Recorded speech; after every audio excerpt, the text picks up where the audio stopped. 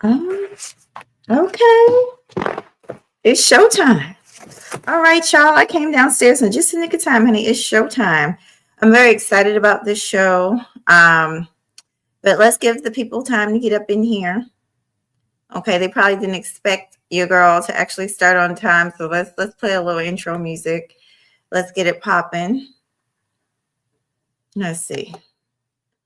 I think you guys will enjoy, you ladies and gentlemen will enjoy this show. What I got back here, y'all? What I got back here? What do I have back here that I can play for a few seconds to get the show popping? Let's see what we got. Background music here.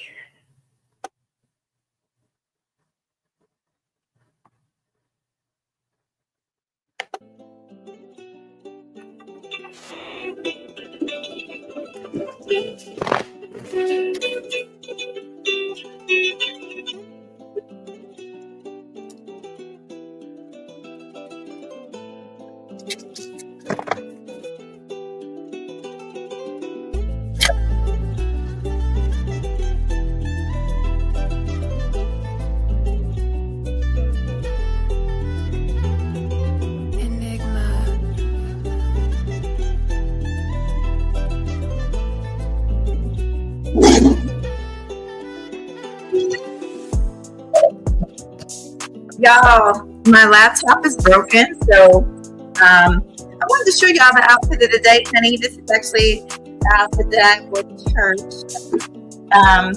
Cute, but it's very feminine, it's very lightweight. But it's cute. I might go ahead and do a short wearing it so you guys can see it from head to toe. It's lace on the top. It's got these little arms. I find lace patterns, flowers. I find very feminine. But it's like a baby doll. The ladies know I'm talking about, a baby doll. I'm gonna try and show y'all without having the laptop fall. You guys see?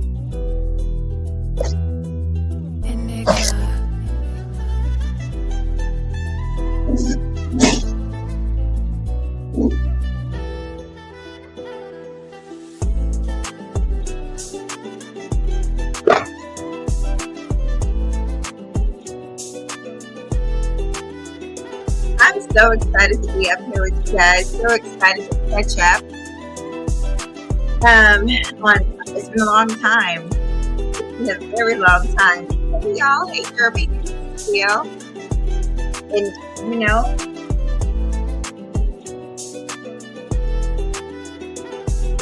my mods that have been here with me forever. Honey, the devil is busy. The devil been trying to work over Hockey Boots, but no, honey. What I always tell y'all, touch not his anointed, honey.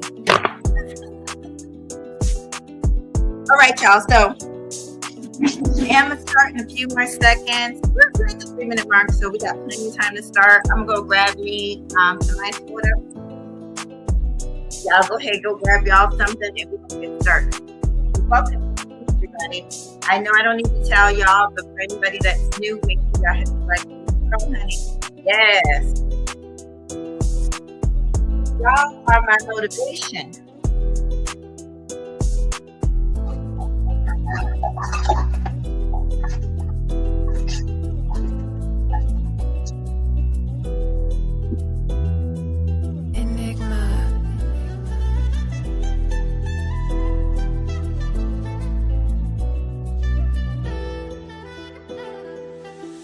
James, welcome.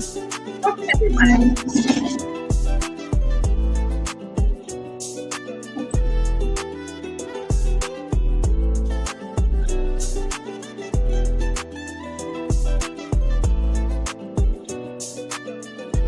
Oh, speaking of that, I have my violin back, y'all. I have my violin back. I ordered another one.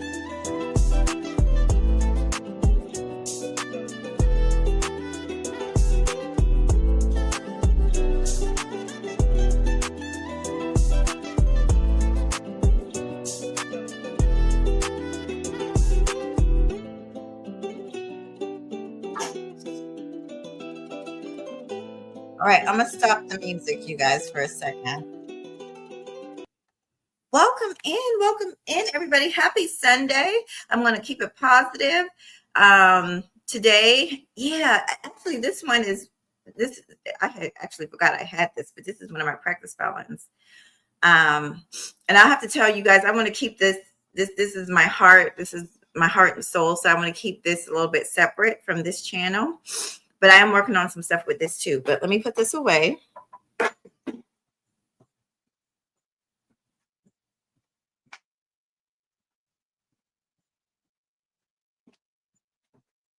Oh my goodness, long time no see, you guys. And no, I would not wear the kitten ears to church. I was just in the mood. Y'all know I like to cosplay sometimes. So I'm working on some other videos. Whenever I go live, trust and believe you guys are going to see some other videos pop up too, whether it's on Shorts or TikTok or someplace else. Because I try to just upload things all at once because I don't do it very often. Okay, so as it says in the title, so first of all, let me give a shout out to another YouTuber. I saw he did a show about a week ago reviewing the Oprah Winfrey Scott Galloway show that they did together. Scott Galloway was on Oprah Winfrey show, and she had a show just strictly dedicated to men and letting men voice, particularly young men, letting them voice their true feelings. And it turns out I had heard people say this online, but I didn't think that it was, oh God, I can't say I didn't think it was real. I just didn't realize it was this much of an issue for younger people. I know that older people were having issues, dealing with the opposite sex, communication, but I never knew that young men, young men in high school and college, and even after college, were having issues communicating with the opposite sex. Basically, they did a show, and a lot of young men said that they felt lonely because they did not have any connection with not just people, but females. And I enjoyed the show. Super Sly was the one who did the show about a week ago, and you guys should check that out. After this live stream is over, I will try and I'm going to drop the link to the original show, which is on Oprah's network. And I'm also going to drop Super Sly's review of the show. And I thought that he did a great job giving his point of view, a male point of view.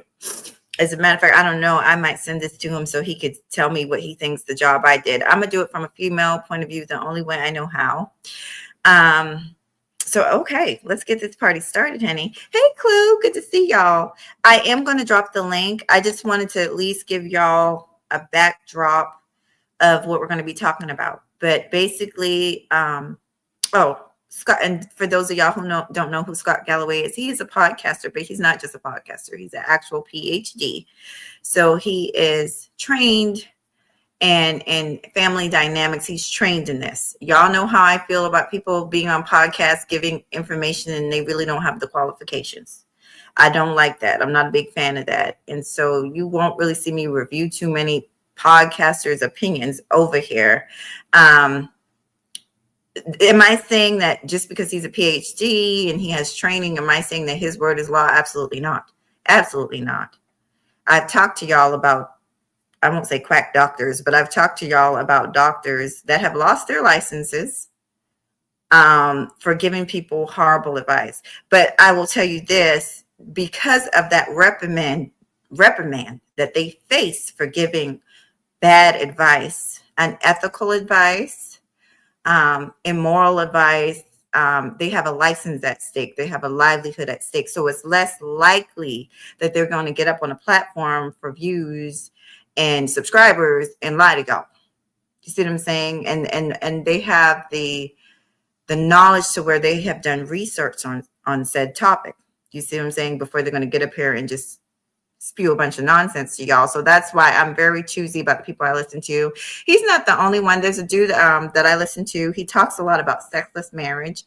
If you guys have been following me a while, I've talked a lot about sexless marriage. That is a very real thing that I just don't think gets enough eyes and ears.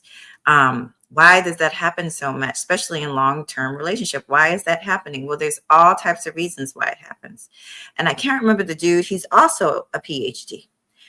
So maybe this is something we'll start. There's a lot of things that I try to start and I don't finish. A little update with the channel. My computer it's on its last leg, y'all. Literally the screen, I don't have a filter on. The screen is just literally that blurry. I don't know if it fell. I don't know what happened, but I mean, my computer, I need to show y'all with my phone. It's horrible. So I'm waiting I did not forget about the Jeffrey Epstein. Everything turned out looking really bad, really choppy, and fuzzy looking. And I'm a bit of a perfectionist. I like to give y'all good content. So I would rather, have my computer guy come over here. It might take a couple weeks though. And then that's the thing. By the time I get my computer straight, the content might be old, which there's a lot of content that I wanted to put out that is probably old now. So I can go live. My camera's just gritty. So I'm sorry. But I try to go live to keep up with you guys, to make sure that I'm in the loop with you guys. Okay. I had a bit of a meltdown. Thank you so much. Thank you, Leo. I love y'all. All of you. Finn, Leo, all of y'all. Every last one of y'all. A lot of y'all have been with me some years. V-Dub, I've known V-Dub for, oh God, how many years has it been, V-Dub? 6, 7 years. Yeah, a long time. So, Clue, I met you on Little Big Nate. So it's been, at least 3 years. Time flies. Last night, I was very upset. That's not the first time I've come on live stream upset. But, it gets to a point where you have to have enough is enough. Enough is enough. And I am at the point of enough is enough. You guys will find sometimes when I'm doing live streams, they are for y'all, my audience, the people who I believe care about me. They are not for my enemies. However, I do have enemies on this platform. Some people who have never met me, never spoke to me behind the scenes, but they hate my guts. Well, that's between them and their God. But I also have people who, for personal reasons,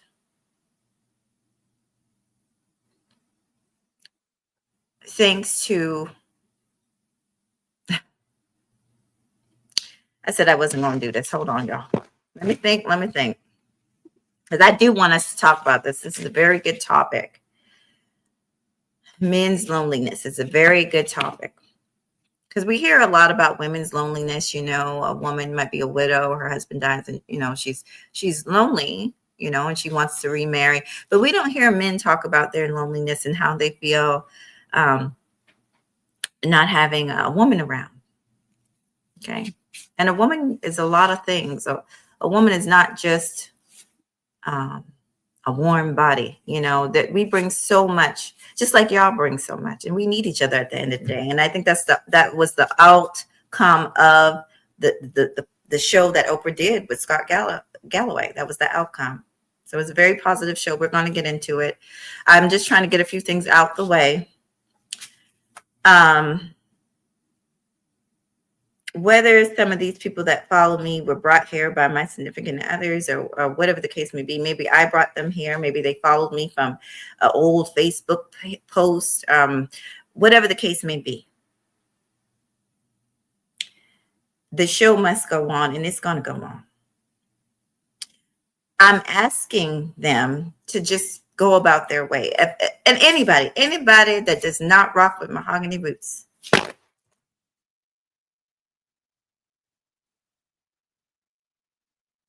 anybody. This is a revolving door, honey. This door revolves. It goes in and out, around and round. You are not trapped here with Miss Mahogany Roots, honey. You are free to go and come. That's the thing. That's what a lot of people like about me. Hey, Almond Eyes, and I'm going to see you. Hey, Sarcastic One. I am not the type of YouTuber, and my people know. Leo knows me a long time.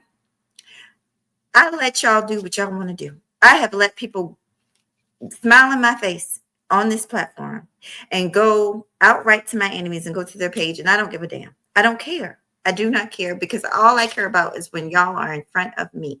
Half the time, y'all don't even know. YouTubers keep so much foolishness going. How am I to expect y'all to know who is beefing today or tomorrow? Because some of these people literally keep something going. Or some of the beefs, to be honest, have lasted many years. And so I never expect y'all to know what's going on all the time.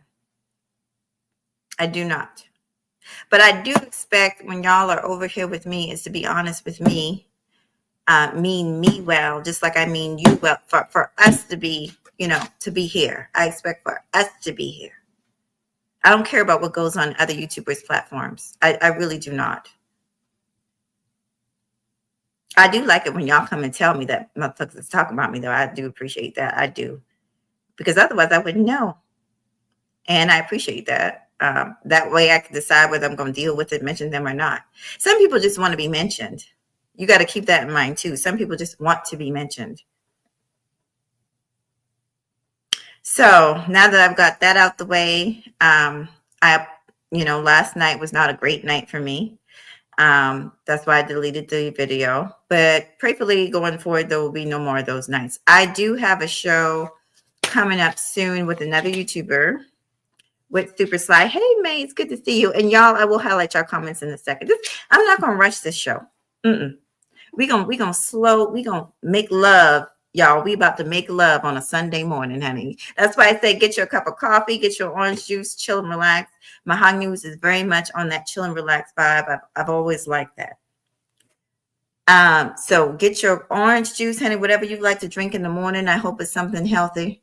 Get you some grapefruit, honey, a little sip of tea, and chill and relax with Mahogany Roots. We're not gonna rush this. As a matter of fact, we're not going to rush it so much that I might do part 2 to this show, because the show itself, the Scott Galloway Oprah show, was an hour long, and I'm going to break it down and we're going to go through the entire show. So I might have to do a part 2. And then when I open up the panel, that's going to, cause the show to be even longer. So we might do part 2 to this show. So don't worry about it. We're going to make love to this topic. Very important topic. Men opening up about their feelings about women, and they're concerned. And that makes me feel good. That makes me feel like there's hope for the future. That men still want companionship, that they still want a wife, that they still want a family, and women do too. So there's hope. We have hope for the future. And that makes me very happy. Because I have a son and I want grandbabies, child. I want some grandbabies. So yes. Anyway, before I get to your comments, let me go ahead. I'm about to read your comments right now. Thank you, boo. Y'all know it's about time for our 3rd or 4th annual Mod Appreciation Show. But guess what? Mahogany Roots ain't been coming live. So how I'm gonna do a Mod Appreciation Show if I ain't been coming live, so y'all can do your job, honey. So I will try and come live. It's been a lot going on with me. Y'all know I put on some weight. I put on some weight. I'm coming down slow. So I'm working that out. Yes. But I think I went through everything, y'all. So let me find the show, and then I'll come right back to your comments. Give me 1 second. Okay. Go ahead and mute up real quick. I don't want y'all. Well, I guess it's okay if you guys hear me clicking and clacking. I love Sundays. I love Sundays. I love Saturdays too, but it's something about Sundays. Even when I was growing up, it was just always a very peaceful, calm environment. My mom made sure of that. It was a family day, whether we were cleaning or listening to music or watching movies or going out for dinner, it was a family day. So, like I said, OWN Network, Scott Galloway. Yes, honey, we finna get it popping. Here we are, Oprah No, I want the whole, we want the whole 50 minutes. Hold on, let me find it. We want the whole 50 minutes, not these clips. I hope they didn't take it down, y'all, because that was such a good show. Hold on, I'm looking. They got a bunch of short clips. No, I want the whole damn show. Scott Galloway, Oprah. Oh goodness. Let me try this. Oprah interview.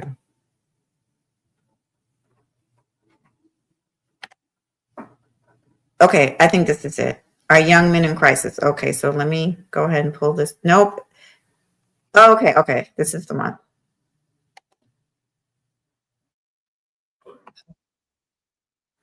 Hold on, y'all. Let me mute up. Give me 1 second. I'm gonna mute up for a second.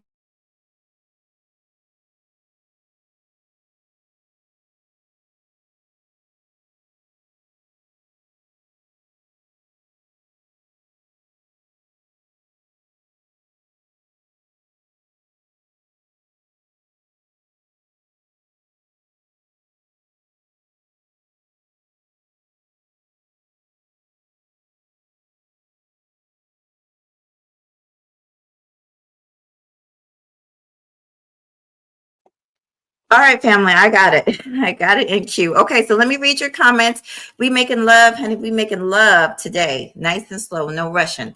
So I'm actually going to take my time and read through you guys' comments. I'll start from the bottom up, okay? Oh, thank you, Irby. Yes, please hit the like button. And keep it up, Irby. You're doing the right thing. Keep on going live. It takes a while, you know. I've been doing this for many years, and I spent a long time. But I like it. I actually like it when there's just a few people there. I feel more comfortable talking to you guys. Okay. So anyway, let's go to Miss May. She says, I am in my 40s, Clue. I'm old when I qualify for a senior. Oh, yes, honey, we're gonna make love. Because usually I rush and I'm like, hey, Eric Vaughn, I need to give you a wrench. Give me a sec. I'm trying to get rid of wrenches, y'all, though. I am. I've got too many. But some of you all are content creators. So um y'all talking about last night, Mahogany was slow meltdown last night, honey. Yes. Yes, honey. But I'm gonna give you the real me.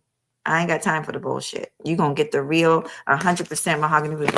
And mahogany roots is not, I'm not one of those people that gonna sit up here and lie to y'all and act like shit sweet and act like everything okay. And no, everything is not okay all the time. It's not okay. It's not okay.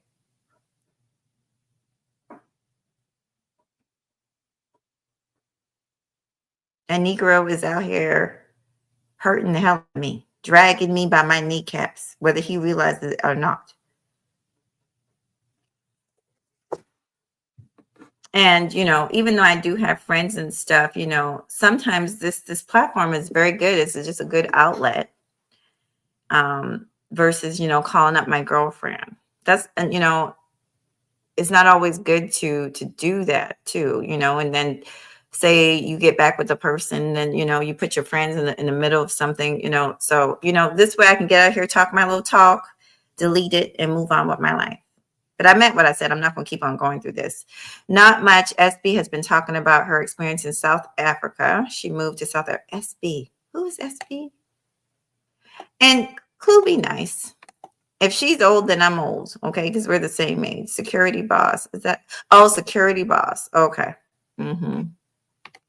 She says that. Oh, well, thank you, boo. Thank you. Thank you. I was saying, I don't want to share.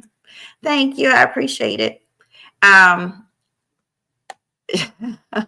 Let me see what Almanac says. So I have the summer backslide ain't no joke. Okay. Clue, let's see. Clue, you need Black woman energy in your life. He wants it, man. He really does. Bless his heart. Did you get rest last night, Clue? You said you had just flown in, honey. You had just flown in? Mm-hmm. She needs to get married. Okay, okay, y'all. Marriage is still an option. Yes.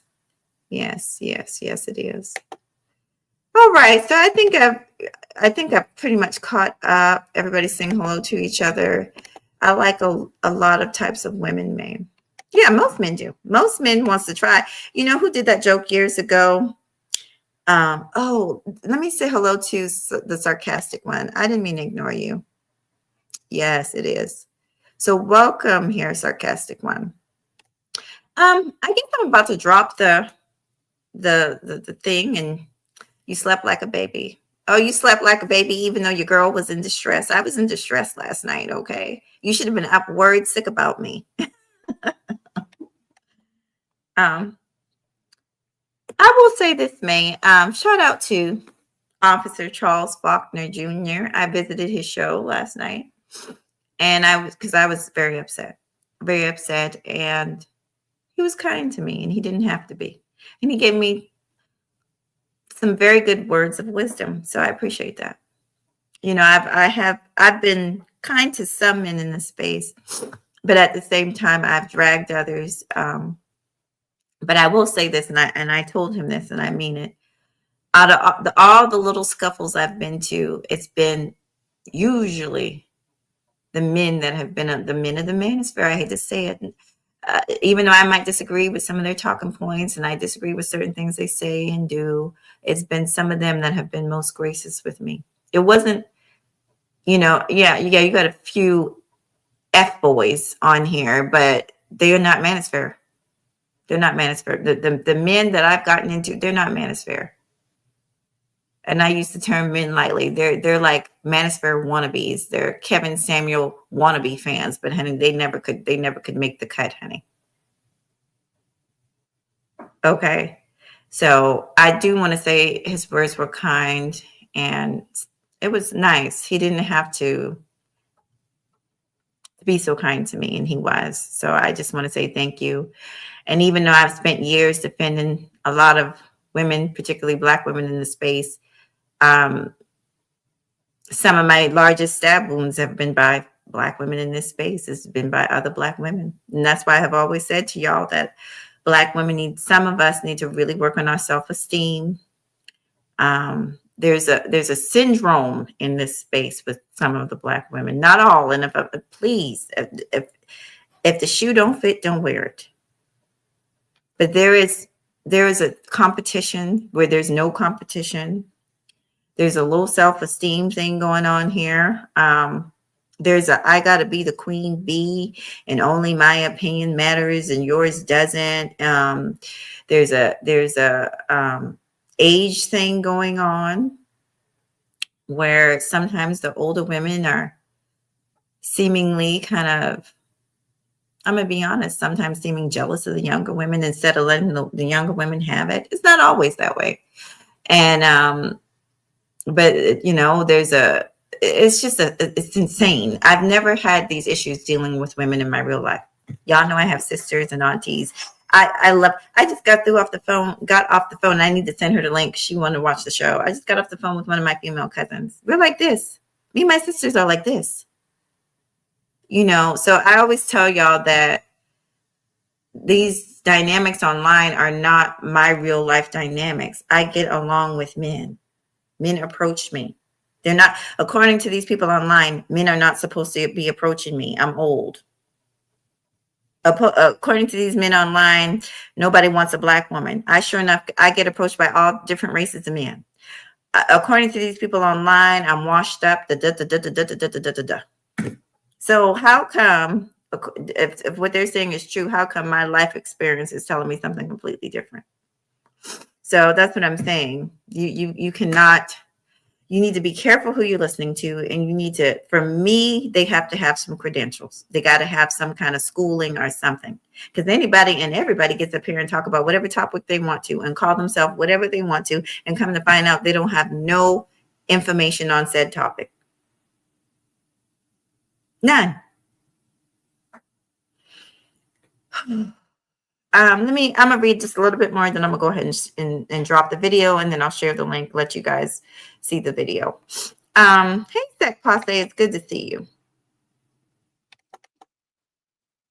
But I want to read. I'm going to drop down. Okay, so I've received comments. Let me just read. I've received comments, the type of comments on social media than I've received online. Yeah, it's a completely different world. People try to say it's the same. It's not. Almanai says, I always find it weird when people are shocked that my sister and I have a good relationship. Yeah, you're supposed to. Thank you, sweet pea. And I might be coming in. I always say this every time I see her because she lives in North Carolina. I was supposed to come in North Carolina for the holidays, but that was set back due to my health and all that. But I will be coming up there soon, so I'll let you know. And I'll be reading your posts. I'll be looking for you, so I know how to reach you. And I think I'm pretty much sure I still have your email. But yeah, like you're supposed to be close to your sister. You're supposed to be close. When you think about in nature, animals, the wolf pack, right? Even in the lion's den, the female lions, they're raising their kids together. You know, they're getting along. Only in the world of onlineness do women attack each other. That's not, and let me tell y'all, it'd be about stupid shit. It'd be because I disagree with you and you disagree with me. It's like we don't even show each other enough respect to say, okay, this is a grown woman. She's entitled to her own opinion. I'll still support her, even though we have differences of opinion. We're not even mature enough to do that. That's sad. And the men see this. I'm gonna be honest, the men be looking, they be seeing it, they be like, they be enjoying it, honey. They be having their little popcorn, like, these bitches. These bitches can't get along for shit. Don't give them that. Don't give them that. People who just want to see discord. Don't give them that.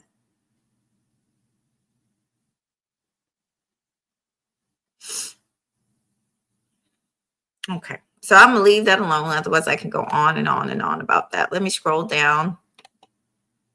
Scroll down. Thank you, boo. Thank you. I get along with all three of my siblings. Exactly. We're family and we're all we have. We're all we have. My pastor a few months ago, I talked about it on the show. He did a wonderful sermon. But it was basically about the hypocrisy of well, he's talking about Christians, but I'm talking about everybody, because you have Hebrew Israelites that are hypocrites too. But they're always talking about the kingdom of heaven, but they're not even doing what they need to do right here on earth to get into the kingdom of heaven. They're not even speaking to their brother or their sister that they could make right with right now, but they're worried about the kingdom of heaven. No, you need to work on what you got going on right here or right now. You need to work that out. Females who be says, while they're offline, a lot of women are extremely weird with that. Yeah, it's weird. And y'all, I'm gonna be honest. That's why. Well, I have. Let me just say this. In the past, like I said, I was on everybody's panel, and now I'm a lot more selective. But I do plan on making my way. I just haven't had the time, so forgive me. I do plan on making my way to the new people panel. I was trying to get over to there was a lot of people I was trying to get over to, but my health just I was not healthy or feeling good enough to do it. Once I started working more hours and taking a night class, it just made it very difficult. Okay. So yeah, I mean, life, is lifing, but there's still a lot of people I plan on visiting, and I'm gonna, but it took me getting burnt a couple times by some people in the space. It took that for me to understand that I'm better off on my own. I'm gonna be honest, and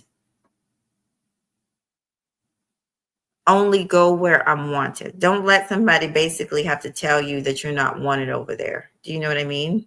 Don't let them have to attack you enough, because I would be on a platform and I would be getting attacked on the platform, and I'm like, why is this broad attacking me on this platform? You know what I'm saying? So after a few times of me sitting up on their platform and getting attacked, not by random people, but by the person, I'm just like, okay, I'm a stay over on my side, because I don't need that. I don't need that at all.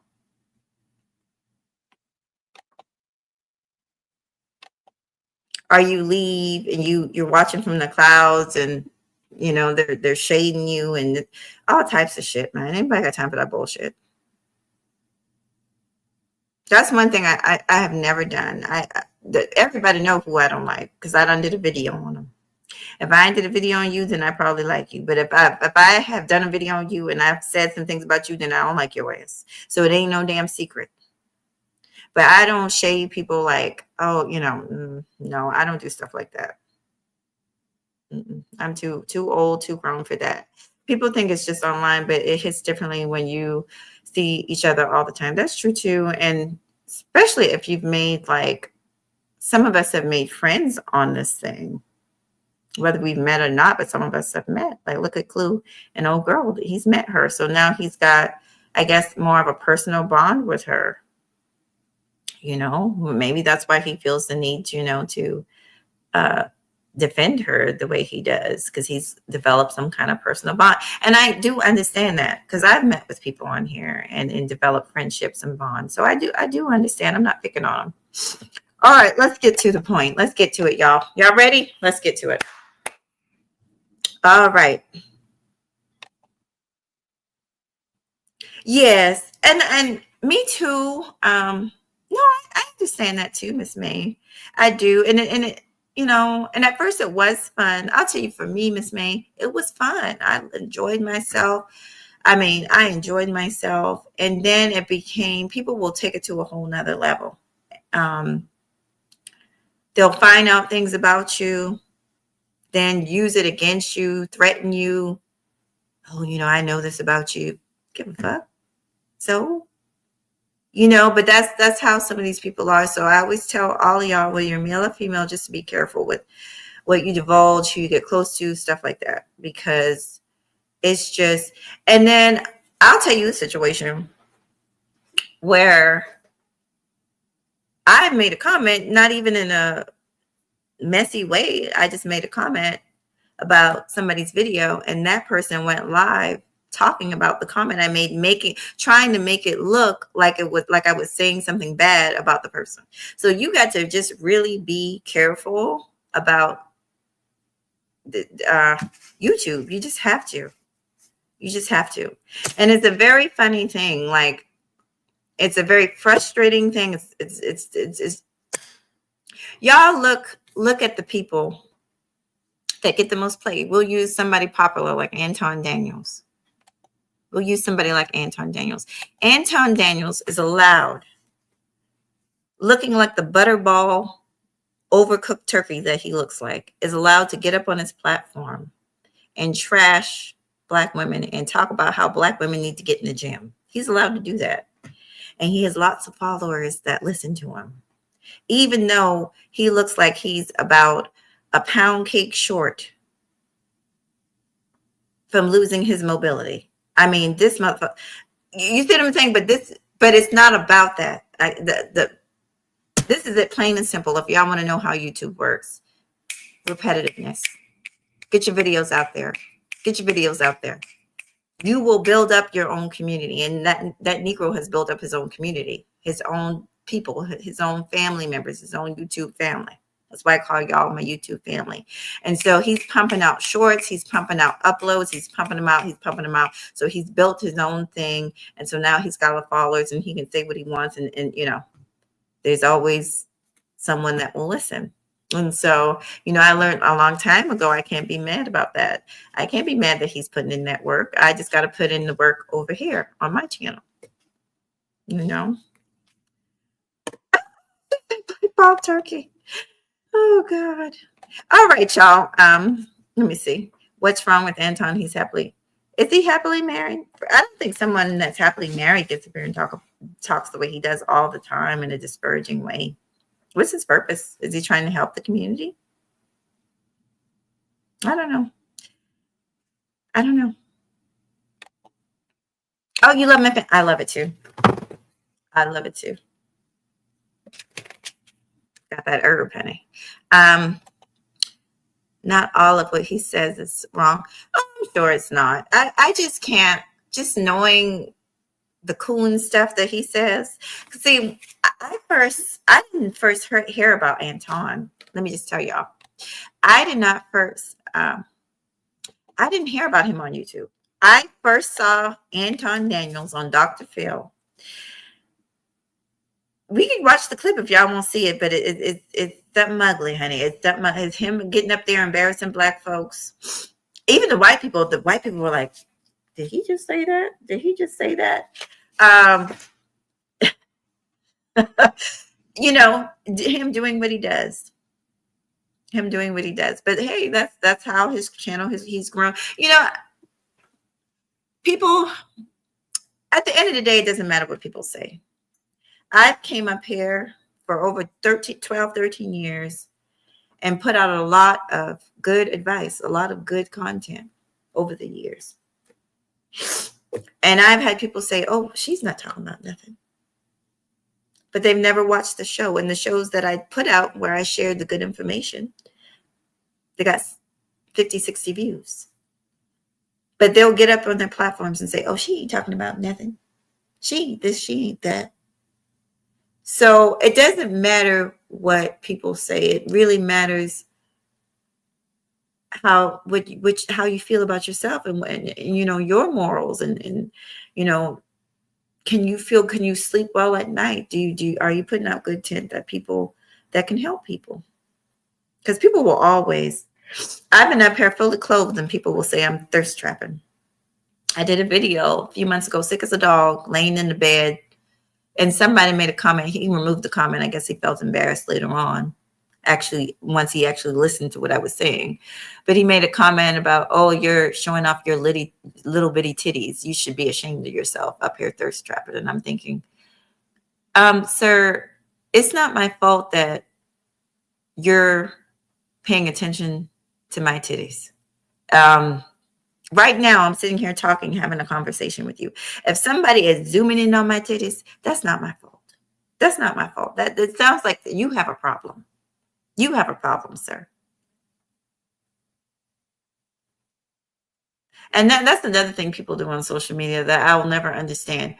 What if I don't like something? I'm not going to leave a comment about it. I'm just going to move on to the next video. I'm not going to leave a nasty comment. I'm not going to hit the dislike button. I'm just going to move on to the next video. Why do people feel the need to just take time out to try and hurt you? To try and hurt your feelings?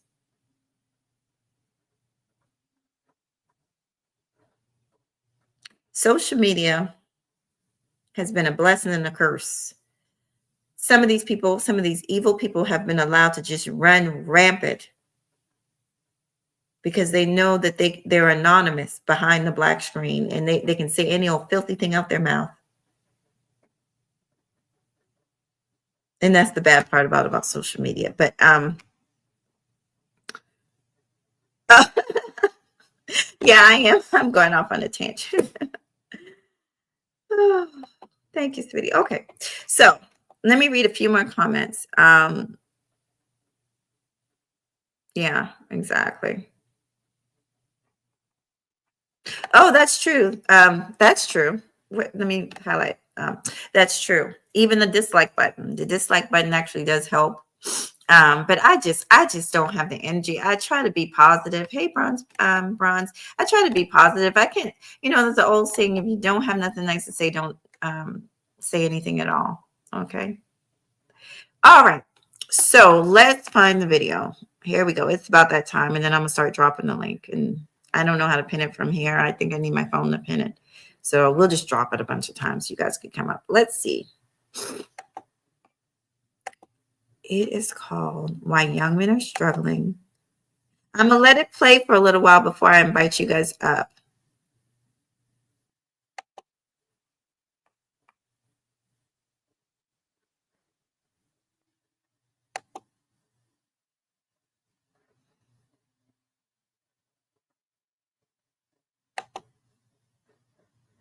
Okay.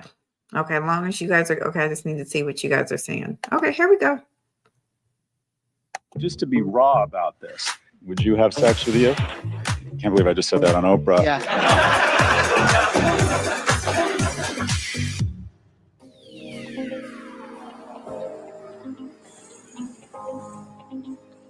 Hi, everybody. Thanks for joining me here on the Oprah podcast. I am just delighted to be on the road in New York City with this fantastic audience. Thank you so much. If you're watching us on YouTube, you'll notice that we have more men than usual in our audience. That's because we invited them here because we're talking about the alarming statistics that show that many men, especially young men, are not okay. And actually, in what some people believe is a dire crisis. Before I introduce my guest today, I want to just hear from some of you here. So, what's on your mind? What's your reaction to all of the headlines? You all have been seeing the headlines yourselves. And how is that impacting or reflecting on your life? So, Max, what do you want to say? First off, thank you both so much. I think this is such an important conversation.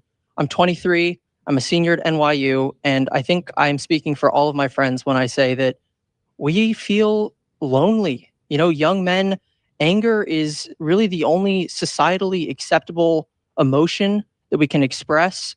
We're confused, and we kind of need a voice in this wilderness, and you are that, and that's why this conversation is so important. So Wow. thank you. Can I just ask you this, Yeah. Max? Do your friends say that to each other, or how is that expressed? This is something that we text each other late at night.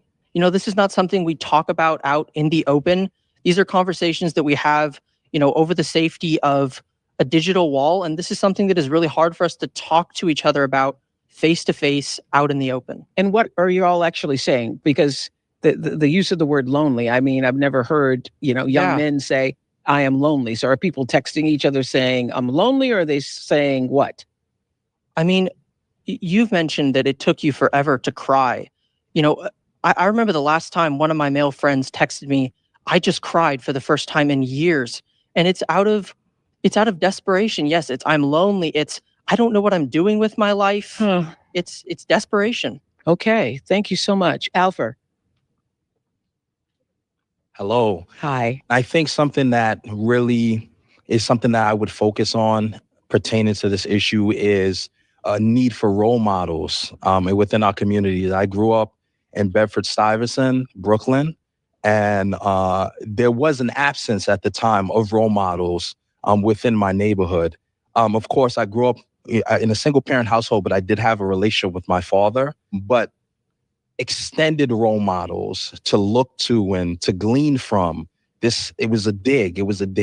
And you speak a lot about it, because sometimes it's really, really hard to see where you can't go a certain place if you don't see it. And you want to be able to see where you can go. So I think role models is a really important part of growing.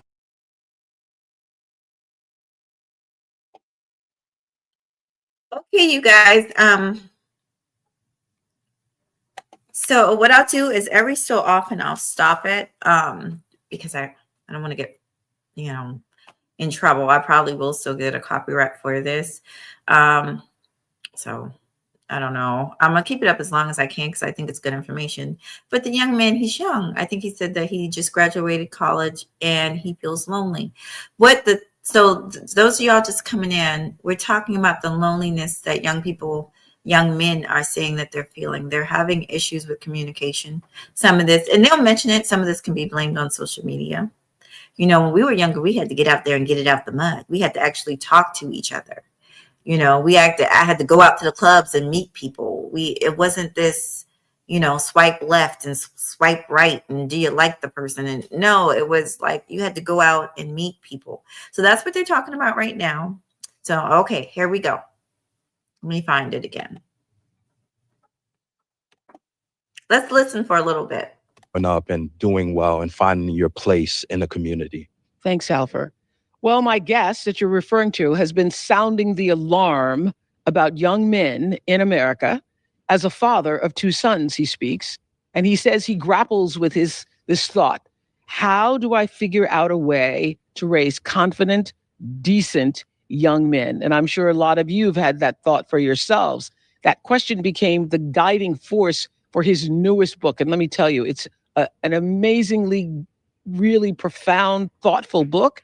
And if you are a man, you're going to want to read it. And if you're a woman, you want to send it to every man you know. It's called Notes on being a man. Fantastic title, by the way. Thank you. Welcome, entrepreneur, best-selling author, NYU professor, and podcaster extraordinaire, Scott Galloway. Scott. Thank you. Thank you. You say that what's happening to men is a Mhm. 5-alarm fire for men in the Dr. Seal, you don't think that a man needs a woman to be complete? And you don't think a woman needs a man to be complete? I'm not talking about like say once you've met somebody, say your wife or your husband dies and you decide to be alone, but like ever, like from the time say you're a 21-year-old man and now you're 92 and you've never had a relationship, you don't think that's a little concerning? Well, don't worry, you guys. I'm gonna let you guys up. I want y'all to listen some more though. Like I have a son, but I think it's important for him to have relationships with women in his lifetime in order for him to have a good life. So let's listen a little bit more, and then I'm gonna go ahead and drop the link, and then we'll listen together. How about that? Oh, I wish I had more time. I didn't talk for 45 minutes, y'all, and wasted our time. But hold on, this is good. Hold on. Okay, where are we? United States. Tell us what's going on as you see it. Well, the statistics are pretty stark. If you walk into a morgue and there's 5 people who've died by suicide, 4 are men. 3 times as like we have a homeless problem and an opiate problem, but what we really have is a male homeless and a male opiate problem. 3 times as likely to be addicted, 3 times as likely to be homeless, 12 times as likely to be incarcerated. More single women own homes than single men. Women in urban areas are making more money. And let me be clear, we should do nothing to get in the way of that. But if our young men continue to flail, our country and women aren't going to continue to flourish. And just a couple of things you brought up, loneliness and then role models. 1 out of 4 men can't name a best friend. 1 out of 7 men don't have a single friend. And what I would say is there's a lot of factors around this, but something to be cognizant of is that— Can I just stop you for a second? Yeah. Is that unusual? Is that new? It's getting worse. And typically when a man isn't in— women are relationally more invested or more talented establishing relationships. And typically they use their friends as a means of gaining confidence to enter into a romantic relationship. Whereas a man, if he doesn't have a relationship by the time he's 30, there's a 1 in 3 chance he'll be a substance abuser. And also there's a cartoon, Oprah, of the poor woman in her 30s that didn't find romantic love. And she's in a big sweater looking out on a rainy day, listening to sad music. What a tragedy. That's a cartoon. The reality is men need relationships much more than women. Widows are happier after their husband dies. Widowers, it's true, widowers are less happy. Women live longer in relationships. They live 2 to 4 years longer. Men live 4 to 7 years longer. So men actually need relationships more. What I would argue, or what I would be cognizant of the fact when you're talking about loneliness, is you're up against the deepest pocketed, most talented companies in the world with godlike technology who are trying to do one thing, and that is sequester you from your other relationships. They're either trying to get you to glued to the phone, and one of the ways they glue you to the phone is by enraging you, elevating content that makes you angry at your neighbor, elevate content that makes you start blaming the other gender or blaming immigrants for your problems. And this is being done on purpose. Well, they didn't start out as malicious, but I'm in marketing. Y'all, thank you so much for your comments. I'm listening to everything. Like I said, I got to keep stopping. I can't play it too much through without stopping, but listen to what he's saying. I absolutely agree with this part where he's talking about social media. He's about to tell y'all about the algorithm pushing, which a lot of y'all are not surprised about this. The algorithm is pushing this type of content, and it's making men angry. It's making them, it's feeding on our worst fears. He's going to talk about it. I'm going to be quiet. I promise. We're getting somewhere. Just bear with me. He's going to get there. Used to think that it was sex that sells. Then the algorithms found something that sells even more in terms of gluing you to a screen, and that is rage. So I'm not suggesting we censor these folks, but they will elevate content They will figure out your political leanings, your fears, and then start elevating content that enrages you, because enragement equals engagement equals shareholder value. So keep in mind, the amount of time you spend on a screen as a young man, and biologically, your prefrontal cortex isn't as developed as a woman. It doesn't catch up until you're 25. The executive function, the need for dopa, is much more dangerous in a young man. Keep in mind that you will find they are trying to essentially convince you can have a reasonable facsimile of life on a screen.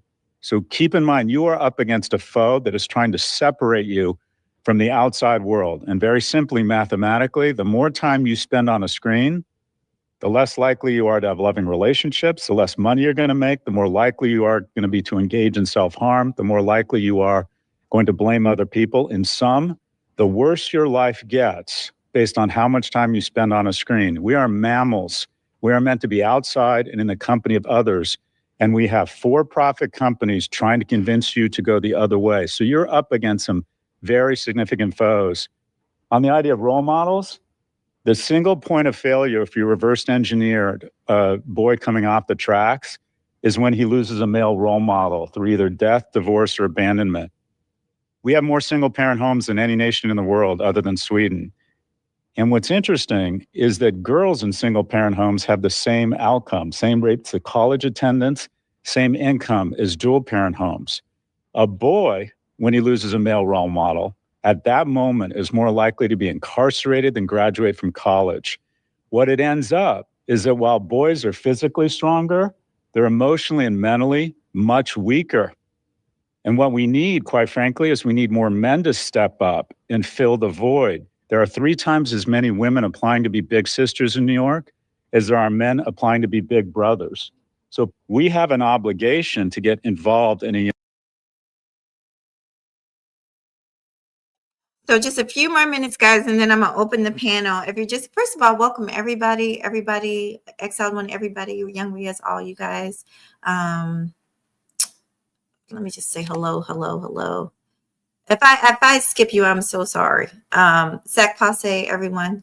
So basically, this is a great conversation. They're talking about men, young men in particular now are having a hard time, and I blame social media. Communicating with young women, they're having a hard time verbalizing things. It's really harder than what it used to be. A lot of young men, he's reading the statistics that a lot of young men don't have friends that they can talk to. And we all know we're social beings, men and women. We need someone to talk to sometimes. So this is really good. He's talking about social media and the effects and how the algorithm is purposely pushing out negative things. We know that the negative stuff is what gets the views a lot of times. So let me let y'all get back to it. Probably in about 15 more minutes, I'll drop the link, y'all. I really want you guys to hear what he has to say. Young man's life, right? And it's just to summarize here, if we want better men, we have to be better men.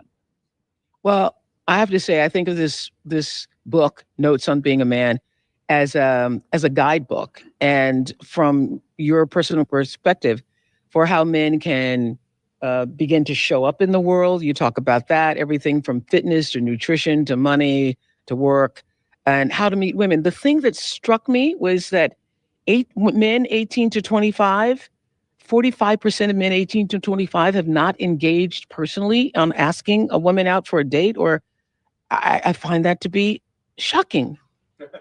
Almost half of young men have never asked a woman out in person. And there's a bunch of factors around that. One, it's difficult. I mean, it's just not easy. One of the key skills I think a man has to treat or try and give his son is to how to express romantic interest while making that person feel safe. And this is only anecdotal evidence. When I go out and I'm in social situations, I'll have women approach me and say, I'm here, I'm single and I'm ready to mingle, I look amazing, and a man hasn't approached me in 3 months, right? And 80% of women still expect the man to make that initial approach. And also, to a certain extent, men's interest in romantic and sexual relationships has been pathologized. Like there's something wrong if you want to meet women and ultimately have sex. And I think we need to start celebrating it, because a man's desire to be in a relationship and, quite frankly, to have physical encounters is fire. And that is, it can be destructive. You spend too much time with porn, you start objectifying women, it can lead to misogynist or dangerous places. But that fire can also be captured in an engine and create tremendous progress. Wanting to have sex, if channeled correctly, which it is for most men, makes you want to dress better, smell better, have a kindness practice, have your act together, develop the resilience and the confidence to approach someone, and maybe they're not interested, and guess what? You're both going to be fine. These are key attributes. We need to celebrate men wanting to have relationships and making an approach.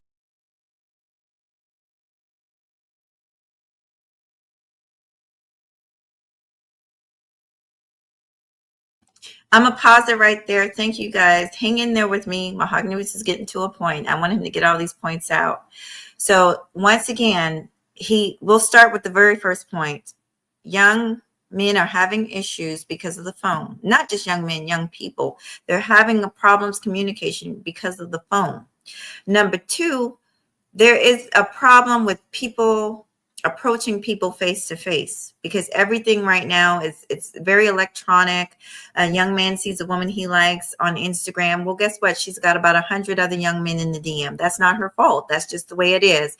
So, I just think that these topics are very, very important. It's going to be very important going forward, because technology is not slowing down, even though I honestly would like it to. AI is a blessing and a curse at the same time.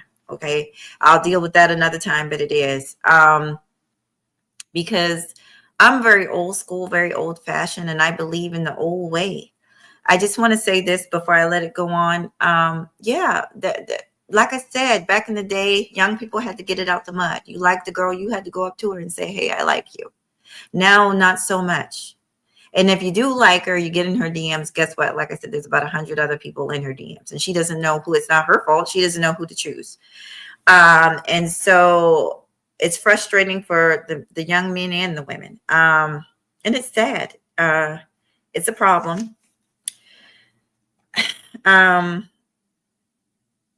The only solution, I think, is for us as parents, older people, is to teach our kids. Like, I actually did this. I talked about this on my show. I approached a man. I wanted to see what it would be like for me to approach a man. This happened years ago, but I was out with some friends, and it was like a dare, but I did it. I pulled myself together, and I walked over to the table. He was sitting over there by himself, and I said, excuse me. I noticed you're over here by yourself. My name is such and such. Do you have someone? And he smiled. Y'all should have seen the look on his face, y'all. He was a dark-skinned brother, but he was blushing from ear to ear, and I was blushing from ear to ear. It was the funniest thing. And it took him a while. He was kind of stuttering over his words. He was like, well, yes, I'm married, but thank you so much for coming over. He said, I really appreciate, your kind words. And I said, well, you're a nice looking brother, blah, blah, blah, blah, blah. And let me just tell you, up until the point I walked over to him, my heart was pounding out of my chest. I am, and I'm not really a scared type of person, but I was sweating. My heart was pounding out of my chest, and he was very respectful to me. He could have been nasty. He could have been like, damn, B, he did none of that. And so I'm saying all this to say it is an art, and it's not easy. I don't think women really realize how hard that stuff is for a man to approach you. It is not easy. And so I would ask for us, we need some training too on how to either accept a man's advances or deny his advances. The point is, we need to be respectful to one another. Women need to learn how to respect men, even if they're not interested in them. They need to learn how to be respectful when a man has taken out a little bit of time to express his feelings or express his nature, his interest in you, because it is not hard to do. It is not hard to do. It is hard to do. I'm sorry. It is hard to do. It is not easy to approach someone. You're being very vulnerable with them. So I agree. I think the young men need to be taught.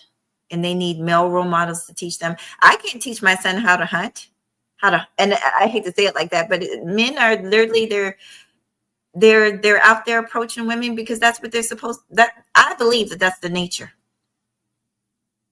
That's the nature, and it's our nature to either accept or deny, and that's a much harder talent. But we also need to teach our daughters how to turn men down respectfully and how to accept respectfully. This is a two-way street. So I just thought this was an amazing conversation. I'm going to step away for a little while, let the video play a little bit longer. I think just a few more minutes before I drop the link. Okay. I hope you guys are enjoying this because I am. Okay. Let me find it. Let's play. Approach. And if you don't develop those skills and that resilience and those calluses from rejection, you're going to struggle in other parts of your life. So the most rewarding thing in life is relationships, full stop. And I think the most rewarding relationship is building a life with someone and having kids. I'm not saying you have to have that to be happy. And quite frankly, just to be raw about this, when I saw my partner who I've had kids with, I wasn't thinking I'd really like lower rates on auto insurance. I was thinking, just to be blunt, I would really like to have sex with her. And that forced me to be a better person, to try to have a kindness practice, to demonstrate excellence. And 18 months later, we had our first. I'm so glad he said that. And ladies, it's okay for a man to see you and like what he sees and wants to have sex with you. Like, that's not, I think when I was younger, see, it's a fine line. We want men to be attracted. We want them to approach us, but we don't necessarily want that from every Joe Schmo.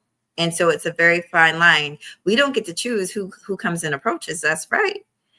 And then that's why I say it's an art that men and women need to learn. I just watched a video where a man followed this young woman. It was quite disturbing, for 3 stores, talking about, look at that ass. That's harassment. You see what I'm saying?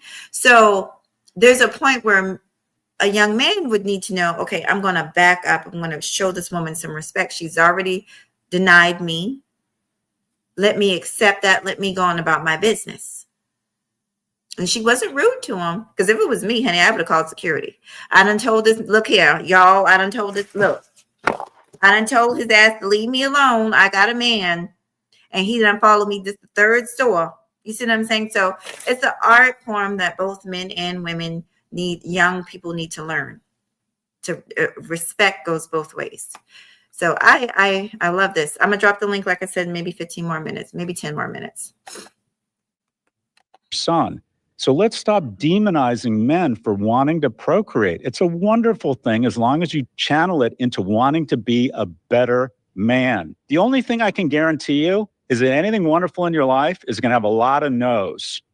Full stop. And unfortunately, men aren't getting to know because they're afraid to, or they have what they think is a cheap substitute for these relationships online.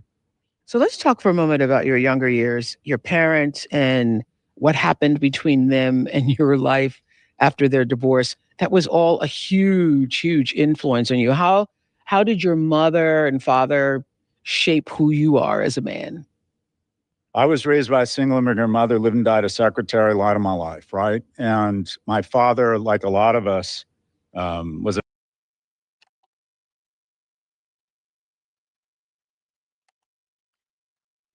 I actually think that's a good place to stop. So here we go with the link. Like I said, I might make this a 2-part show. If you guys have anything to, add on, I'd like to hear it. Hey, Dr. Steele, I would love for you to come up because I don't know if you heard, I was kind of responding to your comments, which I think I understood your comments, but I just want you to clarify it yourself if you could. I'm not going to force any of you guys to come up here, but if you could come up here, that'd be great. But yeah, I guess we don't need the opposite sex, but I think to have a fulfilled life, I think most people would, I think that's what it's about for me. It's companionship. So I'm not embarrassed to say that I want companionship. I'm not embarrassed at all to say that. Healthy companionship. They're going to get into it later in the video, but men bring a lot. That's why they're asking for, oh, welcome. Let me add him. Hey, Dr. Steele, it's good. Let me make it even so we're both on here together. Hey, how are you doing, sweetheart?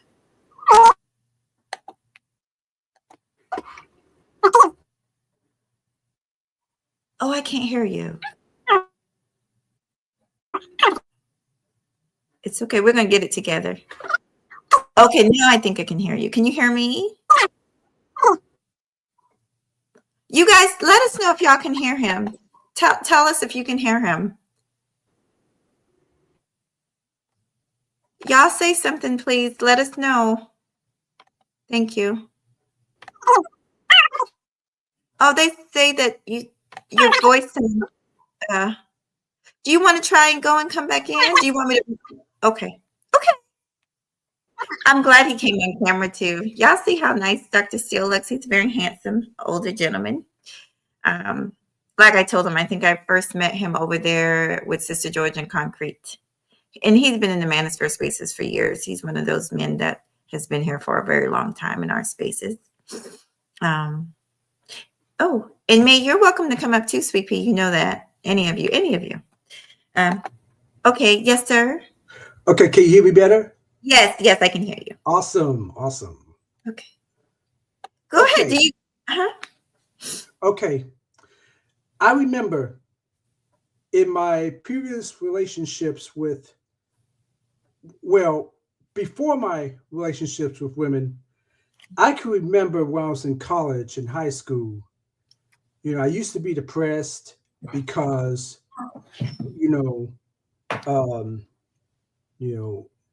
I felt like no women, liked me or anything like that. But after college, everything seemed to change. So I was like, wow, I had some hope. Well, my first relationship, was 7 years. And to be honest with you, I did not know what a relationship was really about. Mm-hmm. I did not understand my role as a man, at first. But anyway, after 7 years, we broke up, but we're still best friends now. Then the 3 other relationships, again, not understanding who I really was, I did not know, I did not really understand what they're trying to say. And those relationships are short-lived. I go out to the clubs, I'm looking fly and everything, but I was looking for that completeness. And I think that's what really killed me. Then I came to YouTube, right, to watch. And I understood where I was going wrong at. I did not perform, excuse me, I'm sorry about that. Okay. I did not perform my due diligence as a man because I did not know what I was doing. They talk about women submitting to a man, and I'm like, wait a minute. I didn't do that. Mm-hmm. I did not communicate or anything like that. So then after that, there were 5 guys I ran into on YouTube. And I'm like, wait a minute, this is what I was missing. The mindset I needed to become, to have a woman. I did not really know myself. I had low self-esteem. I felt the need to have a woman to make my life complete. And they said that, you know, you have to know yourself, love yourself. You have to make yourself complete. And once you make your, see, that's what I wanted to clarify. You know, you don't need women to make your life complete. I mean, I did have a situation where I was lucky my parents were still living, because I just left the hospital and I needed assistance on something. And I thought, well, you know, if I had a wife that did that, I wouldn't have to worry about it. But I was lucky. You know, I had to take care of myself and all and everything. That means I have to be complete. And if I can be complete, if I meet a woman, right, you know, who will submit to me, you know, she'll know what I'm about, because I would be complete. Yes, a woman is good to have. Clue, what's up? No. Oh, sorry. It's a comment in the chat, not you. Oh, okay. I'm sorry. No, I'm sorry. All right. So that's why you know, we see these men on that video. You know, they feel lonely because their self-esteems are so low. They feel that, like, you know, they have to have that, I forgot what that word was called. Validation for a woman, and they have to do whatever it takes, instead of really knowing themselves, knowing what their standards are, so that if a woman does get with you, you know, she'll understand your standards. Women are willing. They're looking for that leadership. They're looking, you know, to feel safe, and appreciated. Now, let me say this before I end. Okay. And this is about submission. Some people think submission is kowtowing to a man, or being voiceless slaves and stuff like that. No, that's not what it's about. It is about respecting your program. Women respecting your program. And that's all we require. That's it. That's all I got. Okay, I'm glad that I'm gonna let Clue go, and then James, and welcome you all to the panel. Thank you guys for coming up. And anybody, it's open day. I don't do this enough. Thank you so much for explaining it. And that's what I said. I think that's what he means. You know, of course, it's not like food and water. You don't need somebody, but we would all, I think, like somebody that we could live with in a good situation. But go ahead, Clue. It's your turn. Yeah, I said it before. Scott said it. It's the phones, social media. It's there's a town, I forgot the name of it, in West Virginia, where they can't get cell phone service from any of the carriers. And those people, I looked it up, those people are not lonely. They talk to each other. It's like the 80s over there. The phones are substituting what you need to be doing, which is, like he said, like Scott said, getting dressed, make yourself look good, meeting a woman. You need to actually meet a woman, not be on freaking Tinder. So all that stuff's making us lonely. I'm not lonely, but making men lonely. I 100% agree. I'm a welcome hustler. If you're done, then I'm going to pass it to James. Yeah. Okay, James, it's your turn. Welcome, James. Can you hear me? Yeah, yes, sir. Okay, salute to the platform, salute to the chat, salute to everybody on the playback. That's my little mantra, whatever I do. You know what I mean?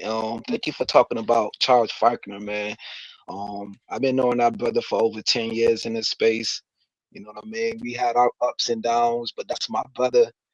When I came in this space, right, I wasn't looking for like answers to women. Like I never really had women problems because I was a nerd, but I fought my social group. Like my sandbox brothers, we still friends to this day. It's like that's where I gravitated towards. And I just look at it like when you watch Class Act, when you watch Duncan Puny Hughes and Blade Brown.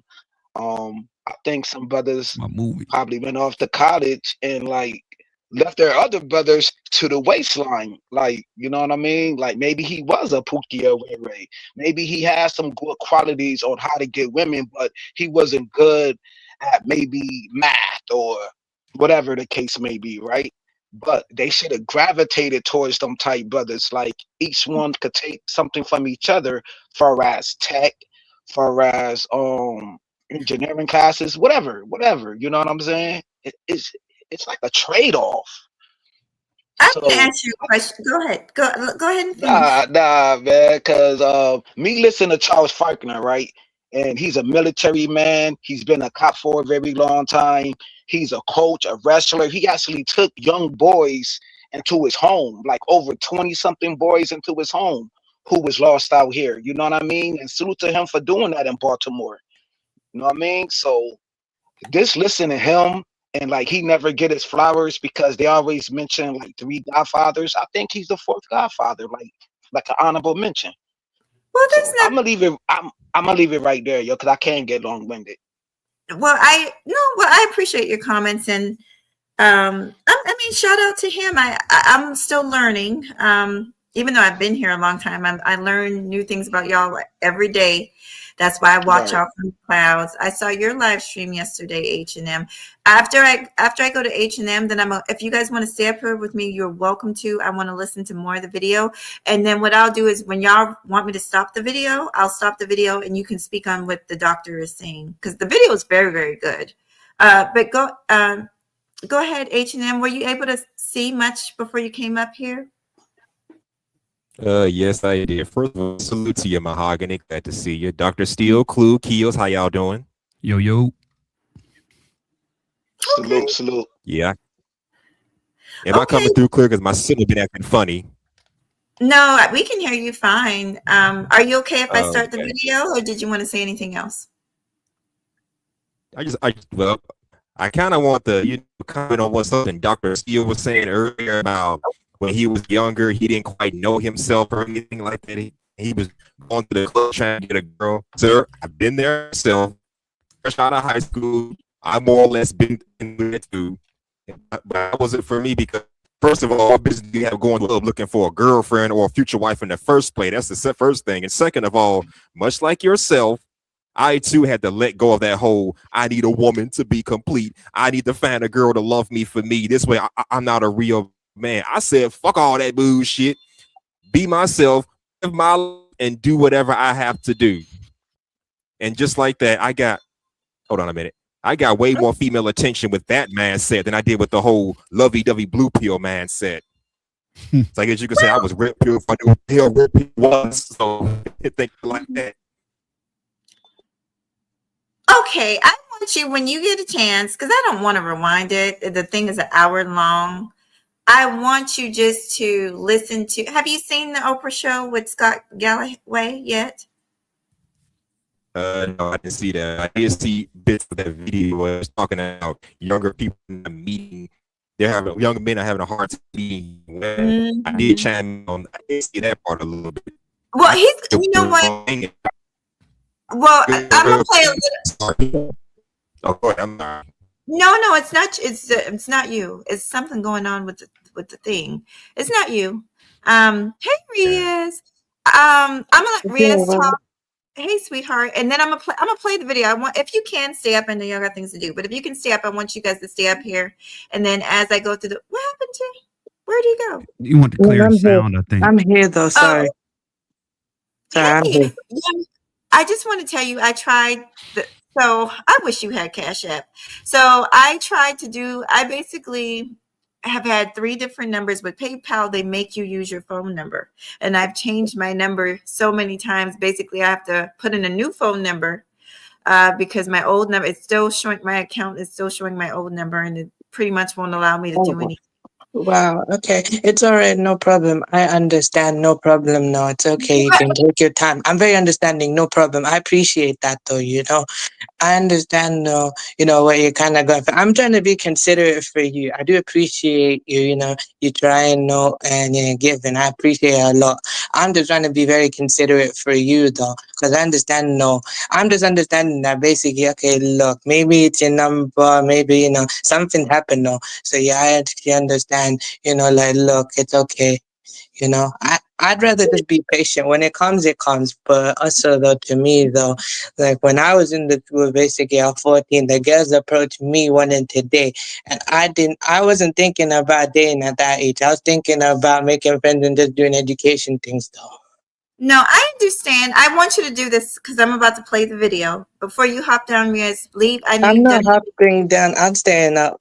Okay, leave your PayPal. We're talking about Young Riaz and Cynical both won mod appreciation. It's something I started doing a few years back, and I wasn't able to give him his package because he doesn't have Cash App, and I don't have PayPal. I had it, but I'm locked out of it. So we've been trying to figure this out to where I could give him his reward because he's an awesome supporter. But I'm gonna go ahead. What I'm gonna play the video, and you gentlemen, whenever y'all want me to stop the video, let me know.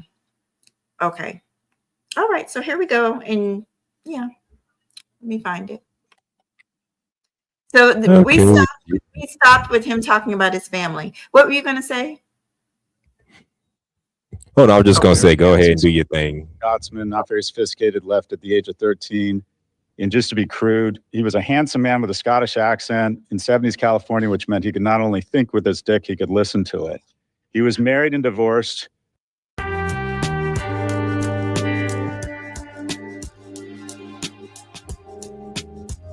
Very nice. I believe I just said that on Oprah. Yeah.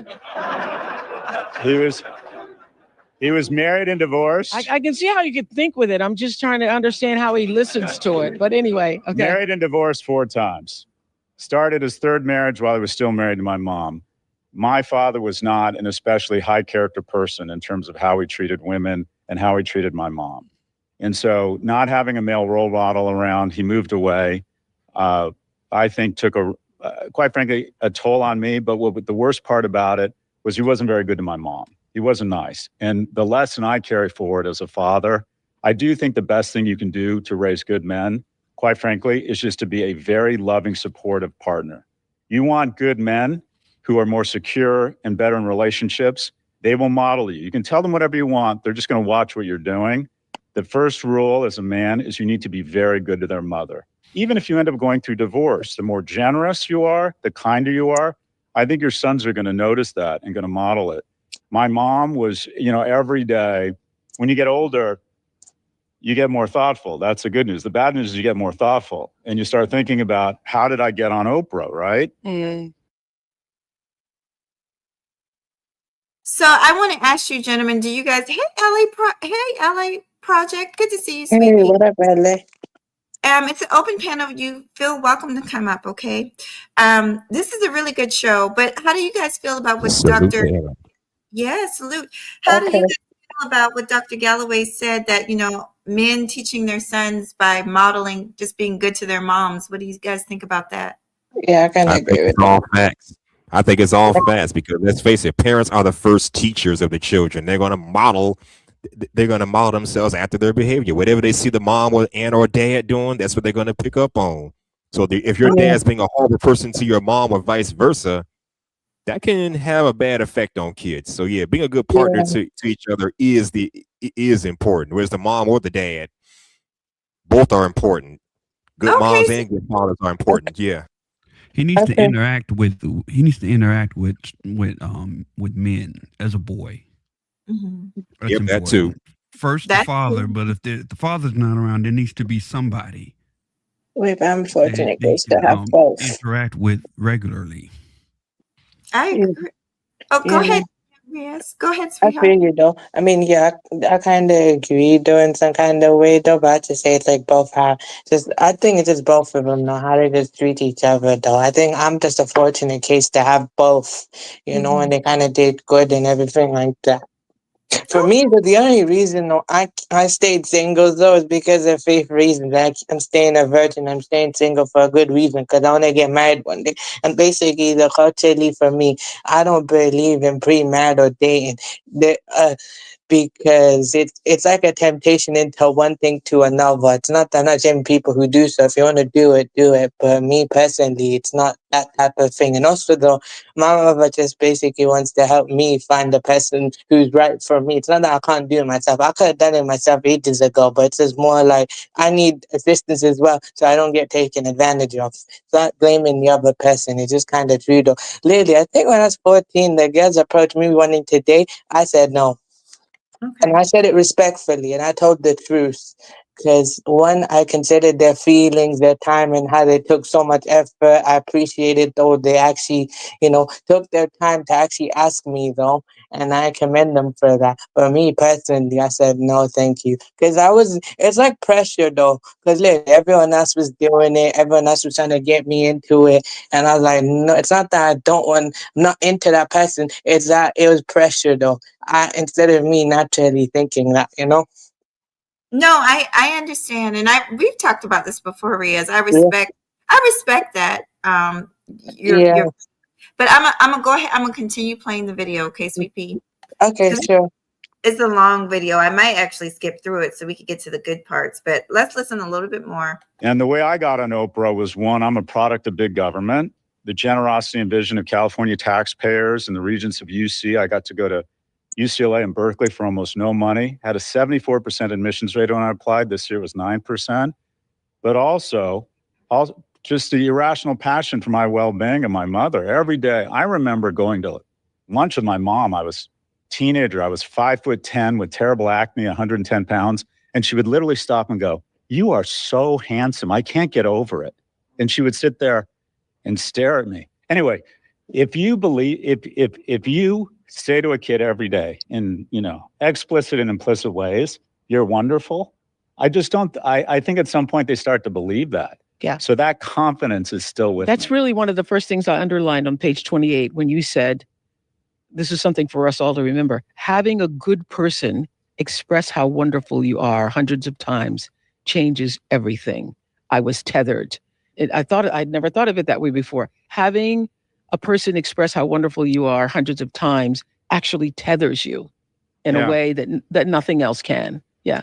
Yeah, I was grounded.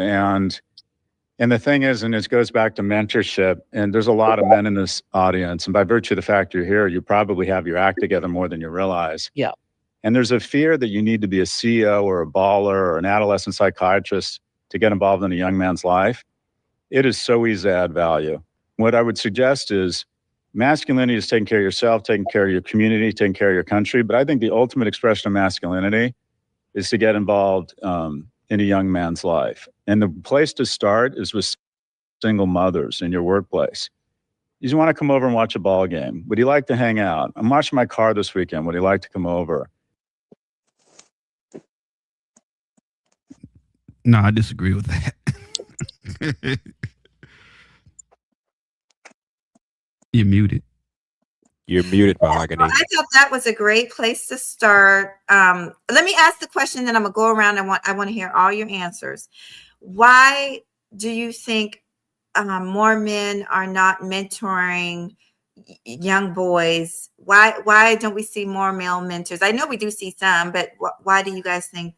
I'll start. So to make it fair, it was Dr. Steele who was first. We'll try and go in the same order. Dr. Steele, what do you think about that? Do you think that's good? Men need to mentor more? I think Clue said that, but any thoughts on what he just said?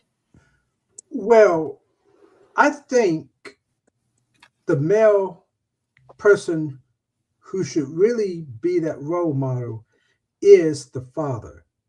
But what if they don't have a father? Okay, now if they don't have a father, well, sometimes young boys would end up finding those role models themselves, whether it's a friend, whether it's another adult. I mean, that's basically how it goes. Now there are some programs where they would provide role models like 100 black men as such. But most of the time, young boys would find their own role models. Now, Can I do go you ahead. think because I kind of disagree. I think, like, for instance, say a 5-year-old boy, how is he going to find his own role model? I as a parent, I went and looked out for, I'll talk about my situation later because I want you guys to be able to talk. But I guess he's saying for men to step up and say, for instance, in our after school program, we have a lot of men that volunteer with the kids. How come more men aren't doing that? Are you don't think that's important for men to do? Well, it is very important, of course, to to have men role models. Mhm. But here's the thing, and I think in this day and age, the reason why lesser and lesser men you know are we don't have that many role models because simply they don't have the right mindset for it. You know, the the right mindset for role models. And if they do try to be a role model with the wrong mindset, that could be sometimes dangerous for that young boy. So I think this is why we don't have that many male role models anymore. Okay, Clue, did you want to add on? I want to give everybody a chance, and then I'll put my little 2 cents in about it. Go ahead. I I believe the reason why they're not mentoring young kids because society made it very uncomfortable for a man to do that. Society has told. I mean, just if a man just says he would like to be a kindergarten teacher, that would not be received well by the majority of society. And if he became one, his work environment would be hostile. So it's not really comfortable. It's not really an uncomfortable. It's not really an environment that's comfortable for him. So that's why they shy away. Like, okay, let the women do it. Okay, well, let Okay. me ask this question. Who says it has to be a bunch of preschool? Maybe it can be, I don't know, teenagers between ages of 13 and 18-year-olds. What about that? What about that age demographic? I Oh, mean, there it's a was no little age. better. There was no age. Yeah, I'm just asking about volunteering. There's no age. I mean, in a coach role, yes, but anything else, it's not going to be received well. Okay, James, and try and keep it because I got to get to Young Riaz and Yeah, H. I'm gonna keep it. I'm gonna keep it small. You know what I'm saying? I ain't gonna be long winded. My thing Okay. is, on Mahogany, I think you really need to reach out to Charles Faulkner and do like a one-on-one interview and let him tell his testimony because we don't control media, we don't control any of these outlets like that. And me personally, right? I think because I go outside of YouTube, I go to other sectors in these spaces. They call it the dirty sector of YouTube. And there's guys who came home from prison who did like long stretches, like over 25 years of their life, and they reformed their life, and they are mentoring their community, young boys in the community, because they see you gotta see something. Like if these boys in a I don't want the educated brothers to go to the projects and all of that to risk their lives. But if dudes who actually been in that environment, them the ones who need to reach out. And maybe the guys who moved from the community and became successful, they need to be behind the scenes, like give a paycheck out, because we don't want to see the situation with young Dolph who got deleted and things of that nature. I'm actually in my community, and, and my brother is in the community who actually mentoring young boys. Like my neighbor, he's like 10 years old. I reach out to him because I see myself in him. Wow. You know what I mean? Raised with a single mother and stuff like that. I get back, buy shoes, coats, boots, make sure his grades cool, talk to him. You know what I mean? I just do little things like that, bro. I do that for all the kids in my community. It's like it's teachers over here, it's bus drivers over here. So we just a loving community.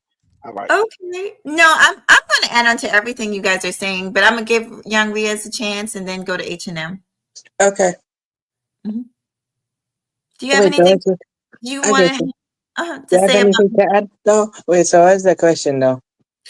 Oh, it's about mentorship. Why, according to them, men don't mentor young men as much as they need, help Mm, other young men. Why more men who have a better understanding of socialization, why aren't they reaching back to the younger men to help them out? I don't know. It just depends on the environment, though, and also comfortability. But then it also depends on the child as well, though. What they feel like, who they more comfortable with, though. Like it Mhm. depends on the child as well, though. I think that's kind of complicated and that probably. So to me, it's just probably also how the child feels as well. Like of course, though, like when they have like a male mentor and stuff like that, and a female one, though. I think it's just more like comfortability, not just with the guys doing it, but it's also about the child, though. Do they feel comfortable around this person too, though? So it's kind of complicated in that. Okay. Go ahead, H&M. What do you think about it? And then I'm gonna hurry up and move on. Do you have anything about mentorship and men?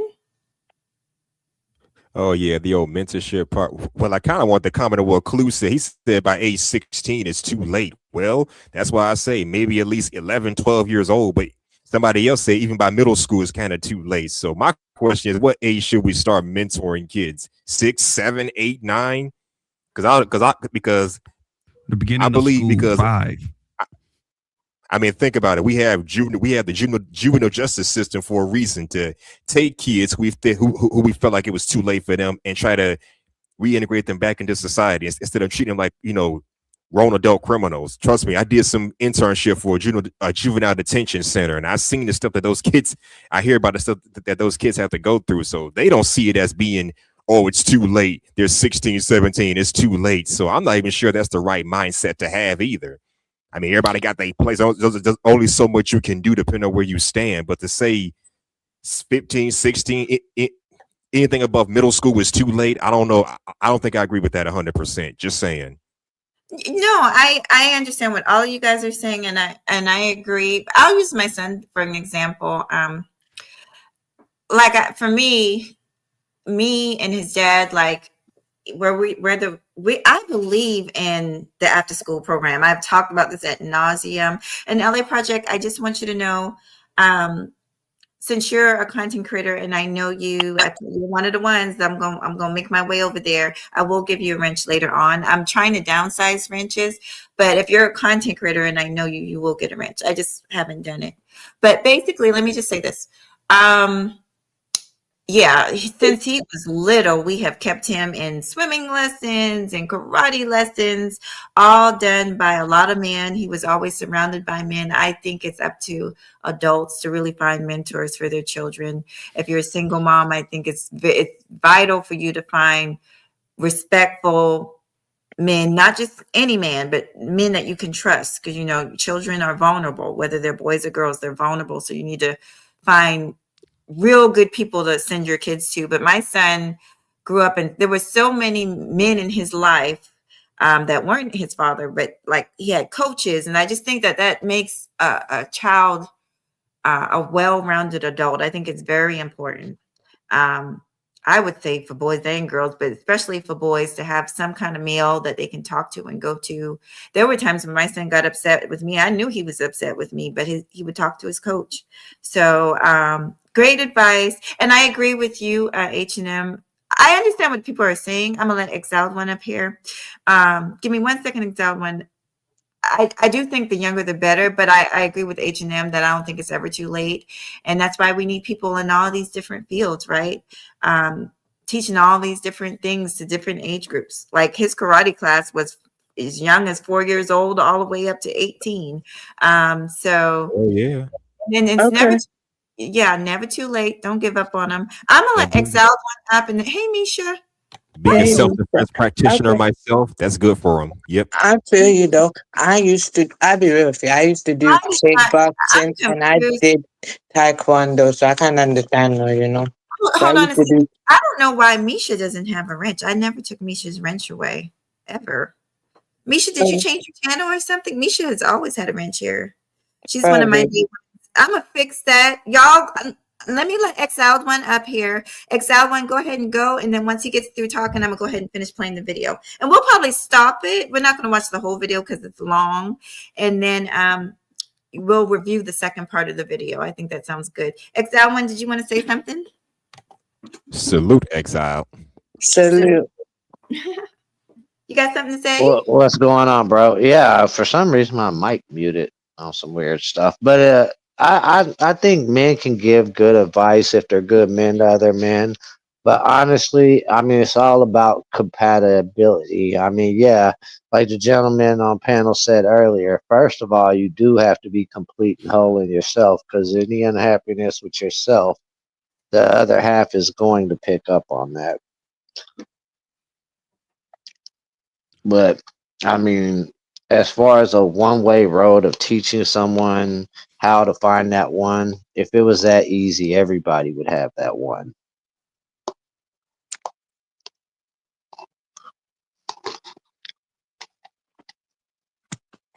What you got up, H&M? How you doing, brother?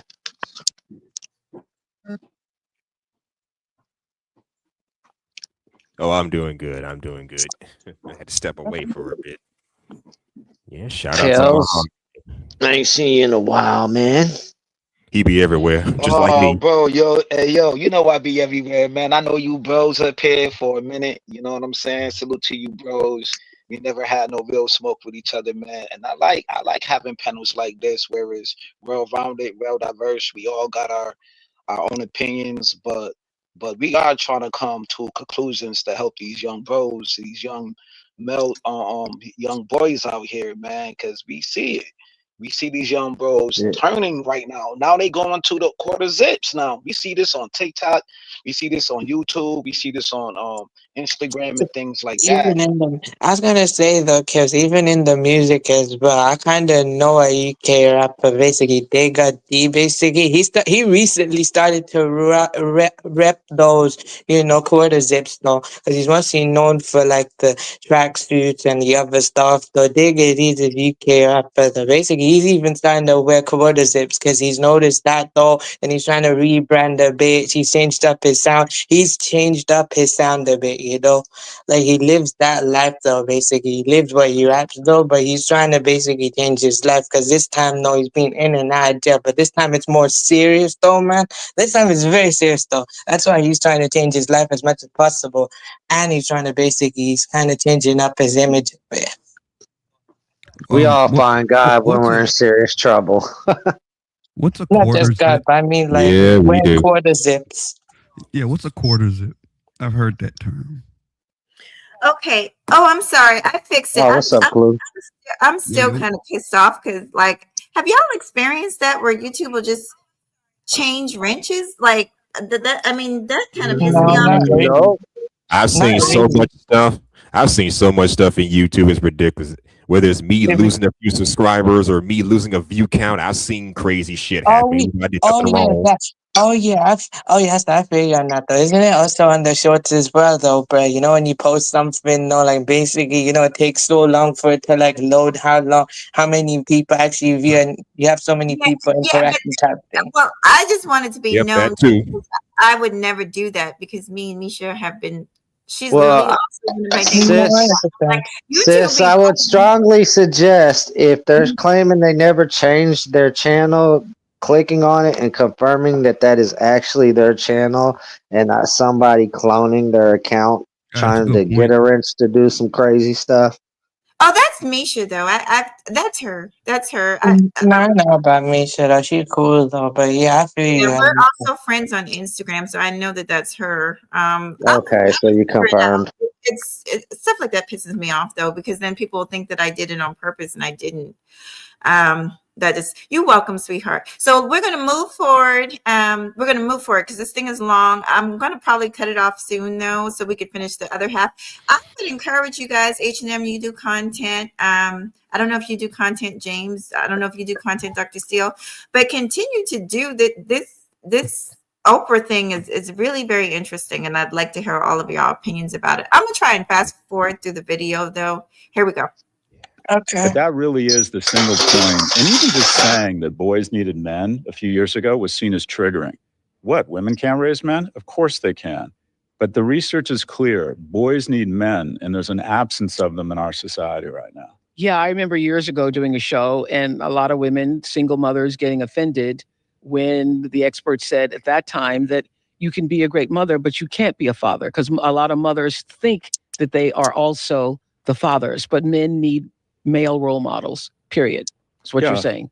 100%. And also, to be clear, I think that masculine, we talk in the book about masculine and feminine energy, that masculine energy can be brought in a household headed by two women. That feminine energy can be brought, that mix. I think the mix of masculine and feminine energy is the greatest alliance in history. The genders have done a great job of convincing themselves that it's the other gender's fault.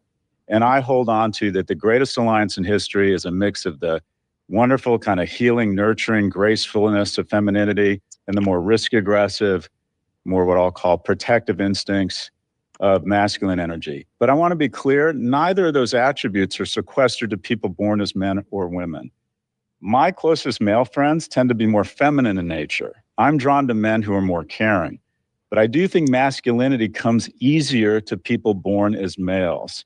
And that if they need a code, they can lean into an aspirational form of masculinity. I think that we all... I know he said, okay, this masculinity can be brought by two women. And then he said, he was about to say, and two men, he was about to say that, femininity can be brought by two men, but he stopped himself. Why did he stop himself? I will say, because I haven't listened to the whole thing, and I don't agree. I think a man brings masculinity and a woman brings femininity. But I guess he's trying to say that it is true. We have both. Women, we have a nature that's both. Like if you're a well-rounded person, you have a little bit of both. Meaning, a man can be masculine and still be sensitive, and a woman could be nurturing and still be a little tough when she needs to be. I think that's what he's trying to say. But I'm glad you caught that clue. I'm glad you. Okay, because I that's my first time actually hearing that part. He'll make sense because like I said in the comments earlier, he'll make sense, and then he'll go off into something else, like when he was defending climate change on this show. He wants to sneak in some of the the woke stuff, as May said. You want to sneak it in just a little bit, and then go back to the facts. I don't think that he was doing that. I think he was just having a conversation, and he's so used to having a conversation on both spectrums. But right now, he's trying to focus on just the male side of things and how a man can achieve his goal in partnership, bro. So when he started talking that other stuff, he realized that's not that discussion right now. Okay, May gave you a compliment, Clue, but I'm gonna play some more, and y'all just whenever you want me to stop it, I'll stop it. I'm gonna play some more. Need a code, and I think young men are desperate for some sort of guardrails. Okay, on page 137, you say every man needs to develop a code, a series of adjectives or behaviors that guide and define his everyday behavior. So how do young men develop a code amidst so much, divisiveness and distractions? How do you get a code? Well, people get it from different places. They can get it from their religion. Yeah. They can get it from the military. They can get it from their family. I got my first code, I would argue, from my workplace. There was just a way you approached work and other people, and that was very helpful to me. But what I put forward in the book is I think masculinity can serve as a code, but an aspirational vision of it, specifically be a provider. I think every man at the outset of his career should assume at some point he might have to take economic responsibility for his household. Because you believe that's one of the tenets of being a man. Well, I think in a capitalist society, men are disproportionately evaluated on their economic viability and also the way men evaluate themselves. And if you're not economically viable, I think you're going to have a tough time having the self-esteem, having society respect you, and quite frankly, attracting mates. And we don't like to say this out loud, but 75% of women say economic viability is key to a mate. Only 25% of men say this about women. So the reality is, as much as we'd like to think it doesn't matter, when the woman starts making more money than the man in a household, the likelihood of divorce doubles. The use of erectile dysfunction drugs triples because the man feels worse about himself. I am not suggesting that we do anything to get in the way of women's ascent economically. It's wonderful. We need it. Quite frankly, It won World War Okay, II because we pause. put women in factories, and it has saved our economy. I would agree with you there, Clue. He'll That was slide it slid in and in. go right Okay, back let to me the facts like he didn't let see me it. say this. Now the part Okay. where he said that women make more money than the men, and she starts to gradually lose respect. Well, that happens more often than people like to admit. I agree with that part. But when he said taking erectile dysfunction drugs, okay, what the fuck? He slides it in That's and kind of go wild to catch me. it. It actually makes sense. Think about it here. I'm gonna come back to hold on. It makes sense. I'm gonna tell you why. Because I've think had about it. my So moment. there, Okay, go ahead. I'll tell you why, and then I'm gonna let y'all talk.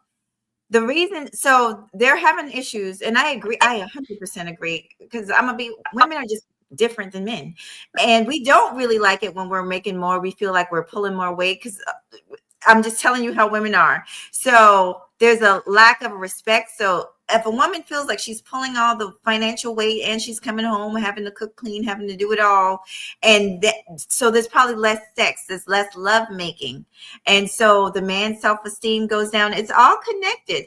And so, if his self-esteem goes down, he might start popping more pills. I'm just thinking, to me, it makes kind of sense. I'm not saying it's right. I'm just saying it makes kind of sense. What do you guys think? I think this is why people should get with people that match their energy because I mean, there's been times my wife has made more than me and there's times I make more than her. That kind of fluctuates at times depending on what we're pursuing in our careers or jobs. I mean, a woman having to come home, do all the cooking and cleaning, I don't believe in that neither. Yeah, especially if she's working. I'm gonna come home and I'm gonna help out with things. My wife does the dinner, I'm gonna do the dishes. It should be self care along with care of that individual that you love. Both. I mean, you should feed off of each other's energies because when you got one feeling like they constantly have to fall in a row, what happens when that row gets stressful?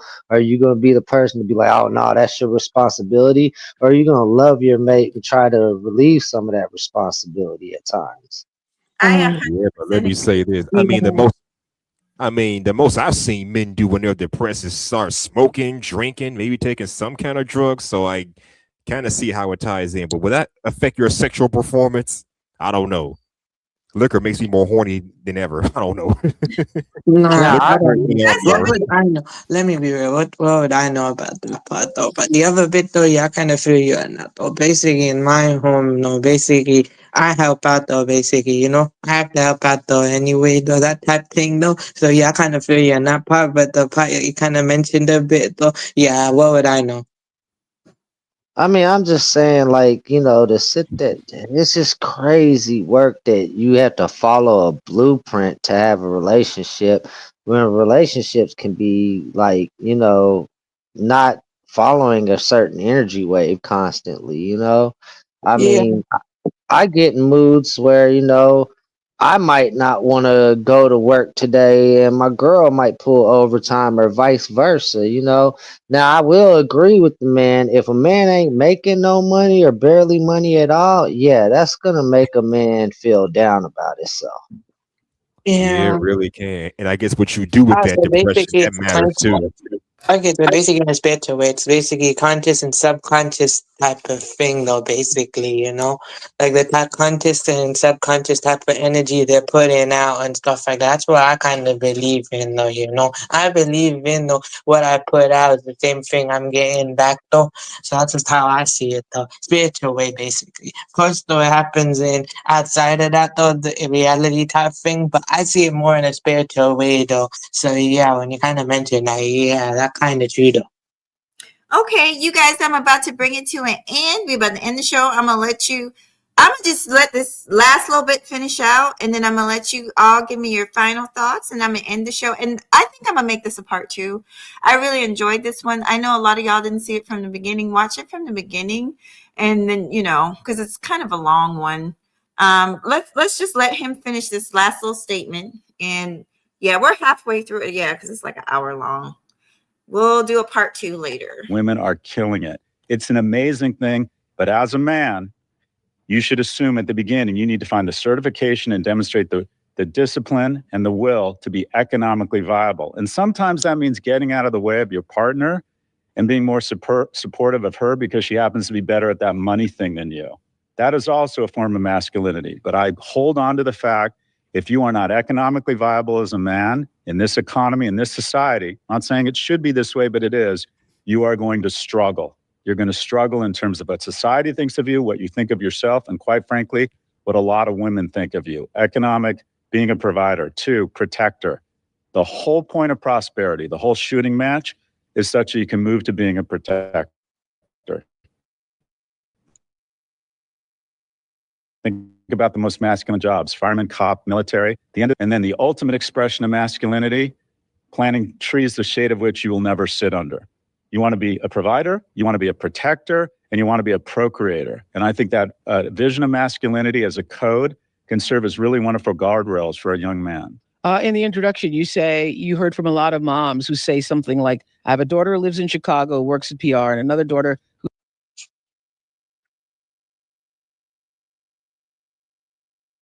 Muted. You're muted, Mahogany. Oh, you're on mute. There you Sorry, go. I think that's a great place to leave it. We're about halfway through it. What I will do is leave the link to that video, and like I said, Super Sly did a review of it, so I'll leave his video up. And he gave a lot of his points from a man point of view. And H&M, you know, I know you like to do reviews. I think this would be a good one to review. I really enjoyed you gentlemen up here today, each and every one of you. So do you guys want to say something? I guess I can start with Dr. Steele and just work our way around.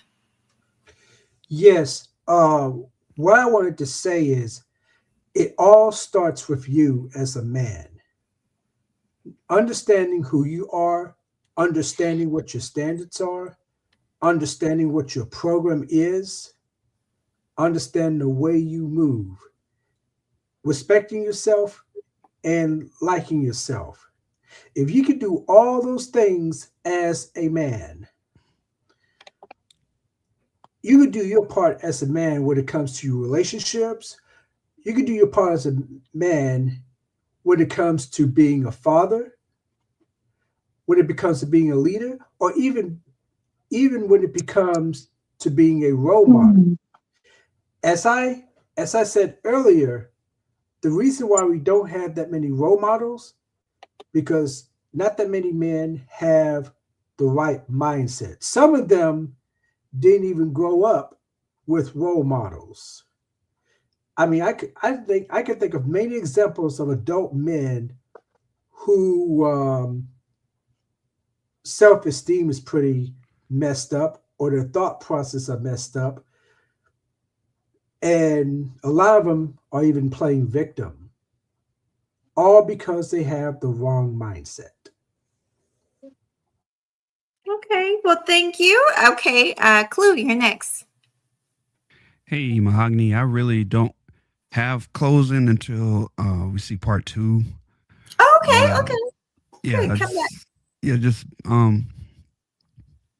Okay. get them while they're young. Make them feel stop shaming the boys for being boys in school. You know, physical play, being competitive, you know, drawing superheroes, all that's okay. That's not a bad thing. And it seems like today's schools make that a bad thing. They want the boys to be more like girls, and that is 100% wrong. They're boys. If the boys be like boys and the girls be like girls, and we'll be cool. That's all. Amin brought up a good point. She was asking, why does the Dr. Scott, what's his name? Yeah, Dr. Scott Galloway keep on bringing up women and money, the normal household. I think overall, I believe she's right. Most overall men are still making more than women. Things are changing though, and that's a very hard thing for families to adjust to. But I think most households, the men still make more. But things are changing. I know I've got a few friends. When I will say this, when women move up in education, that's when it starts to it can change. I've got a lot of friends that are working on PhDs and master's degrees, and they've gone through this kind of thing with their husband, but that's a whole nother story. But yeah, I'm just glad we're talking about it. Okay, yeah. I mean, to me, though, it's not. I'm already used to that though, because that's just how I was raised. Though, when I was born, both parents worked. Though, but then when my sister was born, that's when they were in the position to have my mom stay home, and basically my dad do the work, and he's been the main provider for a long time. Though, it's just that basically my mom just worked as well. So basically now she's working now, because me, my brother, sister, we're all getting older though, so that's why she's working now. So when you kind of mention that, though, I'm kind of used to that already though, because that's just it's already doable though. So it's all right. I have no problem with that.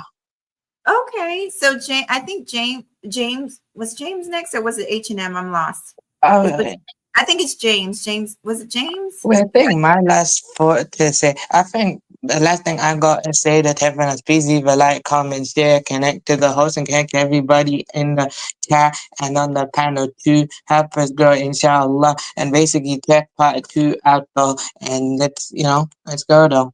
I'm done. Peace. Okay, peace. Thank you so much. And I've got what you left me in the back. Thank you so much. I think James was next. I'm gonna let James go, then H&M, then Exiled One. Go ahead, sweetheart. I just wanted to say, I just see your growth in this space, and that need to be looked at, commended, and you was talking about having a code in this space, and you actually said like, yo, even though we don't agree with each other, we still could support each other. That was big of you, because I don't hear many black women in these spaces say that. And if you have any gripes with each other, hit each other in the back scene, email each other. You have each other IG or whatever the case may be. That could help out with having a code with the males and the females in these spaces. You know what I'm saying? And there's 3 books that people need to read about male improvement, whatever the case. I think ladies need to read those books too. One is called Man Not, you know what I mean, by Dr. Curry. I don't know his full name, but I know it's Dr. Curry. And then you got Male Solutions by Dr. T. Hassan Johnson in these spaces. He actually a professor in these spaces. So Mahogany, I see you trying to grow from. Go ahead. Dr. T. Hassan Johnson, is he the one who got up here? Oh, hold on, wait a minute now. You almost slipped past me on that one. Is he the one? Because he was in. Good.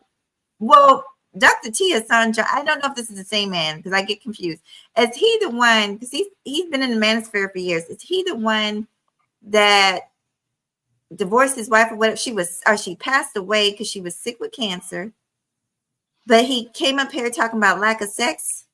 Was that him? I don't know. I don't know his I don't know that was him. I'm not going to get into that. Like, I don't do that. You know what I mean? Especially when it comes to cancer. Cancer is rampant in my family. It's very like, serious. Personally, I don't know nothing about his personal life. I just know when I used to go over there, he was just talking about male improvement. Charles Faulkner know who he is. And I'm just giving you all healthy information about men in these spaces who do care about young. Set me right, because I could be confusing him. Dr. I don't know. Okay.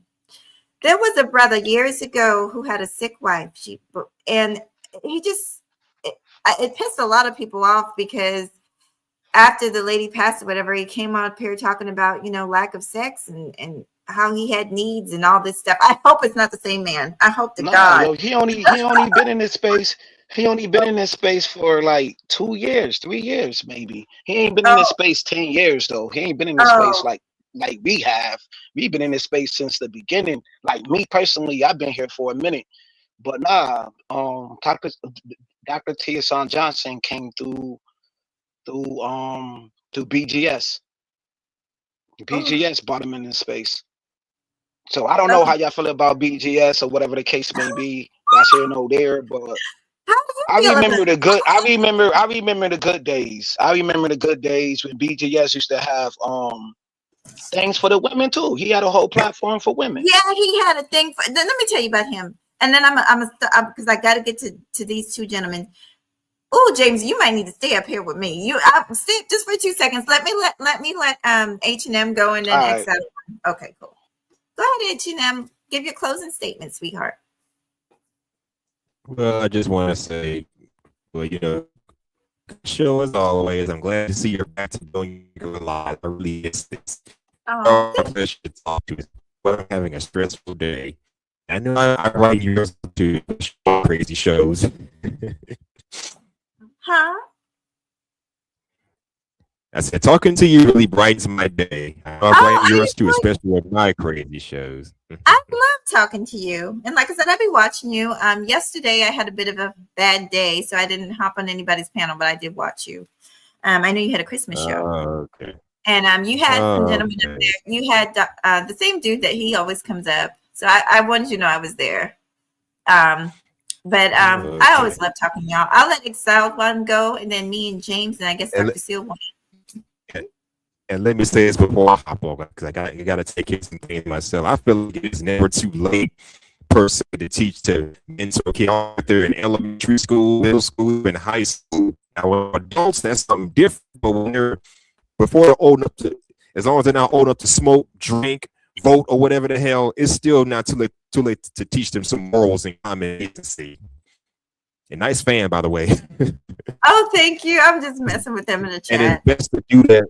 And I mentioned the juvenile justice system because, like I said, I did an internship at a detention center when I was in college, and I see what goes on behind there. They try to help these teenagers get back into society. So reach out to them when they're young, so they don't. I didn't do anything, y'all. H&M. I didn't I do anything. think he's I having think, connection issues. yeah, but he was basically saying it's always hope, and I agree. There's always hope. I think it's easier when kids are younger, but there's always hope. So H&M, if you can come back up, that's great. If not, that's okay. I got you, brother. I'm gonna let Exiled One go, and then we're gonna talk about BGS. Go ahead. Well, I think it's always good to look at good, healthy relationship advice. Don't let nobody consider you, make you consider that there's a one road path. Communication is always key. Look at Mhm. good advice and go over it with your loved one and see what works and fits for you guys. On that Perfect. note, I'm getting out of here. You have a good Thank one, sis. you too. Thank you so much, sweetheart. Shalom. Thank you so much. Peace. Go ahead, H&M. You were cut off at the very end. H&M. Oh Lord. H&M, come to the light. Oh God, sweetie, we can't hear you, but Dr. Seal, do you know Dr. T. Hassan Johnson? Because you were agreeing that he's good, or do y'all know him? Yeah, I've only listened to him a little bit, but he brings that intellectual vibe, Okay. to me. He very intellectual. Well, I He just goes, remember. Oh, I'm sorry. I'm so sorry. oh, that's okay. Anyway, I mean, the very little I listen to, he goes deep into everything. It's just like listening to a professor with him. Okay. Well, I will say this from what I know, because I think it is the same man, but people do change. So I'm not going to judge him based on stuff that people, because I've seen people completely, they call it grifting. I've seen people completely change their content. But I know years ago, because I remember when he was on, I think it was him as a big, heavy set dude. I think he used to have dreads or something, but he would wear a hat. And he's a teacher or something like that. But um, he told this story. We've all had moments on YouTube where we say something and we regret saying it later. Maybe he didn't realize how it sounded, but I remember him talking about, he was respectful about it. He was like, his dearly departed wife, but he was just talking about the lack of sex and what he needed. And I just thought, oh my God. And if it's the same person, I think he did get dragged a little. We all have our time on YouTube where we might have said something maybe without wisdom. And it comes back to haunt us later on. So maybe the brother, I'll tell you what, because I think he comes up in my feed. I feel like I've seen that name. I'll check him out. I won't say anything. I'll just check him out. I like to watch a lot of the men from the clouds. James, did you have Yeah. something?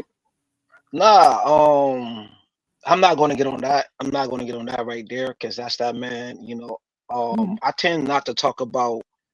See, I lost a lot of friendships in these spaces because of that's my moral compass. I never talk about nobody union, any Okay. spaces, marriages, or anything, because that's their personal business. I actually said this on Drip channel. I don't know if you know Drip. I've seen He's a him. content, yeah, he's a content creator in these spaces, and I said this right. This is no shade to nobody. This is just my testimony, what I've been through in my personal life. You know what I mean? I never came in these spaces to bash my significant other, my children's mother. Nobody can find no video, right? But Mhm. she was in a situation, and thinking about the lack of sex and not having this or that never came. That wasn't even a thought in my mind. You know what I'm saying? I was just thinking about the foundation of youth to me is doing what the apostles, what Jesus did to the apostles, where he washed their feet. You know what I'm Mhm. saying? And he told them about life. You know what I mean? He told them about what they was already gonna do. So I made it, my moral standpoint is take care of the one I love. I think that's my best quality, yo, because I'm a fool. Don't get me wrong. I'm a fool on these panels and I'm a fool in real life. But I think my fountain of youth is when you sick, I do know how to nurture, you know what I mean?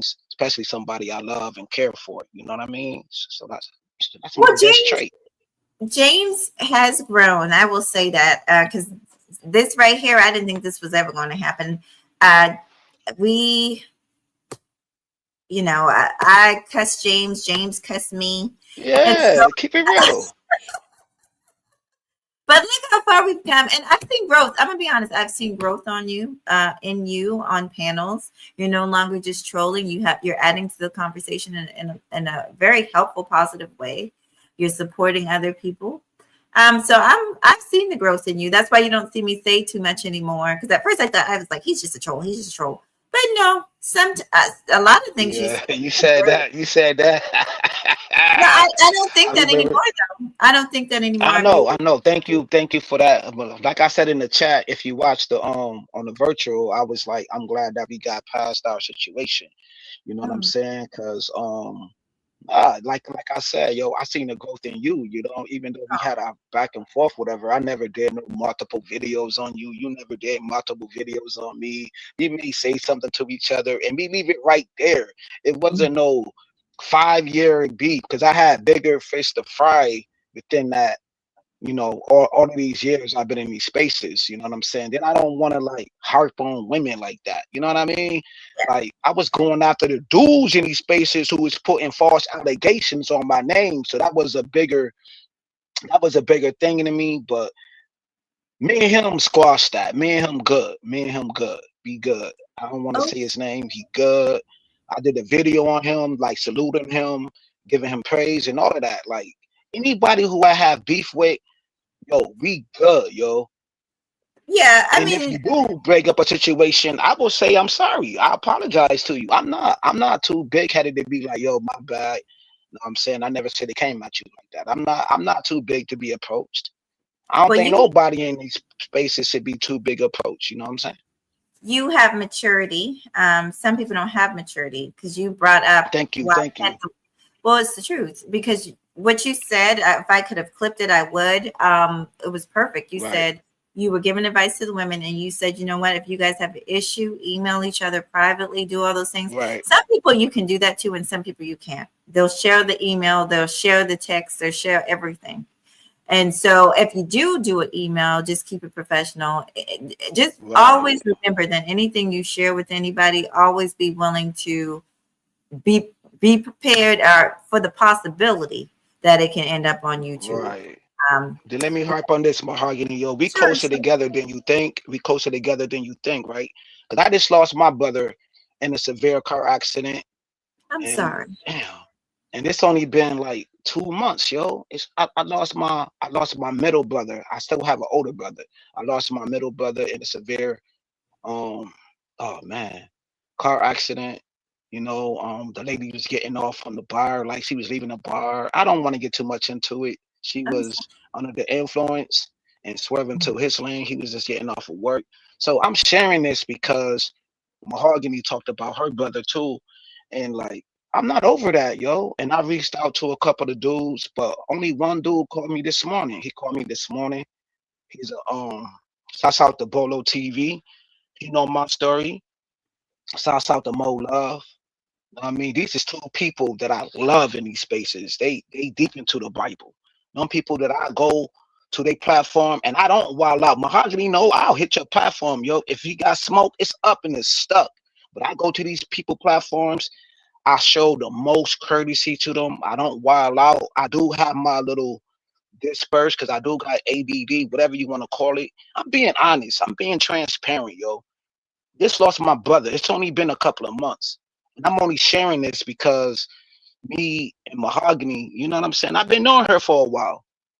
So anybody who I know for a while on these platforms, I will share a piece, a part of my life. I don't normally do that. I don't.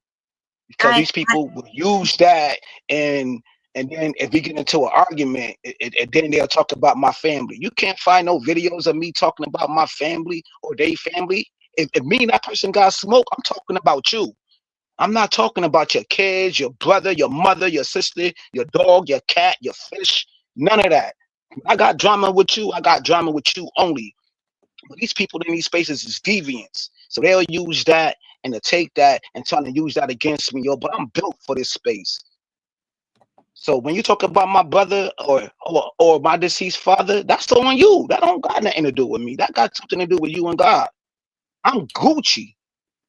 right. Okay. So one last thing, and I am sorry to hear about your brother. I really am. And it's only been a couple of months. That's going to take time. Mine's been gone for years, and I still have moments of mourning him, missing things. I still have some of his stuff at my house, his weights, because we used to work out together. Little things remind me. So that it'll be a while, but you'll be okay. So you mentioned BGS. How do you feel about BGS? Do you feel anything? Yeah, man. I feel like BGS was the gatekeeper of this space. You know what I'm saying? When it How? came to when it came to men trying to overbuild their channels, when dudes, I don't want to really say no names like that, yo. We could do that in a back chat, whatever the case. I don't want to put up nobody business out there, but yo, he didn't want certain content creators in his space to grow. You know what I'm saying? He did dim the light on certain content creators in these spaces. Um, especially when and another thing he did when he was talking about the negotiation table. You know what I mean? He want all women to come back to the table. Like all men are not men. Let me just say that all men are not the right men, and all women is not the right woman to be with. You know what I'm Right. saying? Like certain of his talking points is inaccurate. Oh, well, So yeah. I think that he just doing a play like Black Lives Matter. Like Black Lives Matter didn't care about black male improvement like that. You know what I'm saying? I No, just think that he's a plant. I understand, and so I'll tell you my opinion on it, but I just wanted to know your opinion. I'm gonna go ahead because I'm about to actually end the live. But thank you so much for coming up. Thank you, James, and I am sorry to hear about your sibling. Um, I dropped you down because I'm about to be messy. Everybody knows who I don't care for in his face, and he's one of those old men that I just don't care for. But it doesn't really matter because he's not going anywhere. I just don't see what he's doing that's positive for young men. A lot of the older men, like, what are you doing that's positive? You're old, and you're up here talking about how older men should really seek out younger women. Then what's left for the younger men? That ought to tell you something right there. If you're a man and you're listening to him and you're a younger man. Um, you know, um, Instead of him making things easier for you, he's trying to dip his foot in your pool and go at the women that really belong to you. Because young women, I'm gonna be honest, these older men, some of them live in a fantasy, this fantasy land where 20-year-olds are lusting and wanting them. Child, please. The thought of it is making them sick. I just got to be honest. Young women, most 17-year-old, 18-year-old girls are not lusting after no 50, 60-year-old man with a beard cut and a bald head. It's just not happening. And I don't care who gets up here and tells you that. They're lying to you. They're not lusting over you. They might think Tyrone is cute. They might think James Keels is, well, James is kind of old too, but They might think, the person their age is cute, but are they just wanting you? No. They might want what you could do and provide for as far as financially, but just wanting you physically, no. I'm just be honest. And instead of him bring his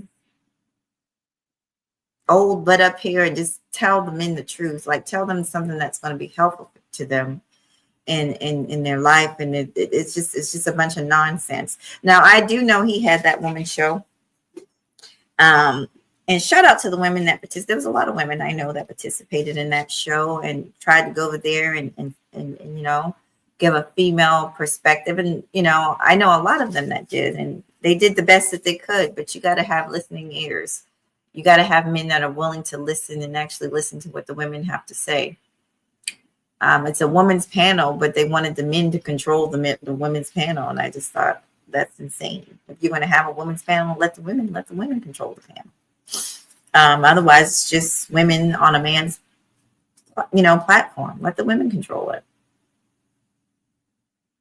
and the women should feel comfortable enough to speak how they truly feel. So that's my thoughts on him. I don't know if he could gatekeep anything because the space is open. The space is open to all. But, I guess if he's got enough following and he says, oh, don't mess with this person. If some of these dudes are weak enough to just, you've got to be, if you're a content creator or not, you've got to be strong enough to have your own mind. Not to listen to somebody because I tell you to listen to them, or not to listen to them because I tell you not to listen to them. You've got to be strong enough, an adult enough person to check these people out on your own and form your own opinions, no matter what anybody says. But yeah, absolutely, he's giving bad advice, or maybe he's giving good advice too. I don't know. He's a person. So as a human being, we know that he's probably given good advice and probably bad advice, right? He's human. He's not God. And I always tell y'all to look at content creators like they're human, because we are human. We make mistakes. Some of us get up here and put information that's not helpful. Some of us get up here and tell lies to y'all. It's flat. It's just, and it's up to y'all to be smart enough to decipher and figure things out on your own. Okay. Don't just allow people to lead you blindly, Oh, thank you. Thank you for coming up here and talking to me, James. I think this is a good place to end it. This was a great live. This is the longest live I've done in a very long time. I will figure out a part 2. We will have a part 2 after this video. Give it a few minutes to download, you guys. After this video, and it might take a while because it's 2 hours long. After this video is finished downloading, I will go ahead and drop the link to the Oprah, the original video, and to Super Slide's video, okay? Yeah. All right, so y'all have a good Sunday. I think I've read everybody's stuff. Let me see. Oh, you're welcome, James. All right. Y'all have a good one. Let me make sure before I end this live stream. I guess I can end it.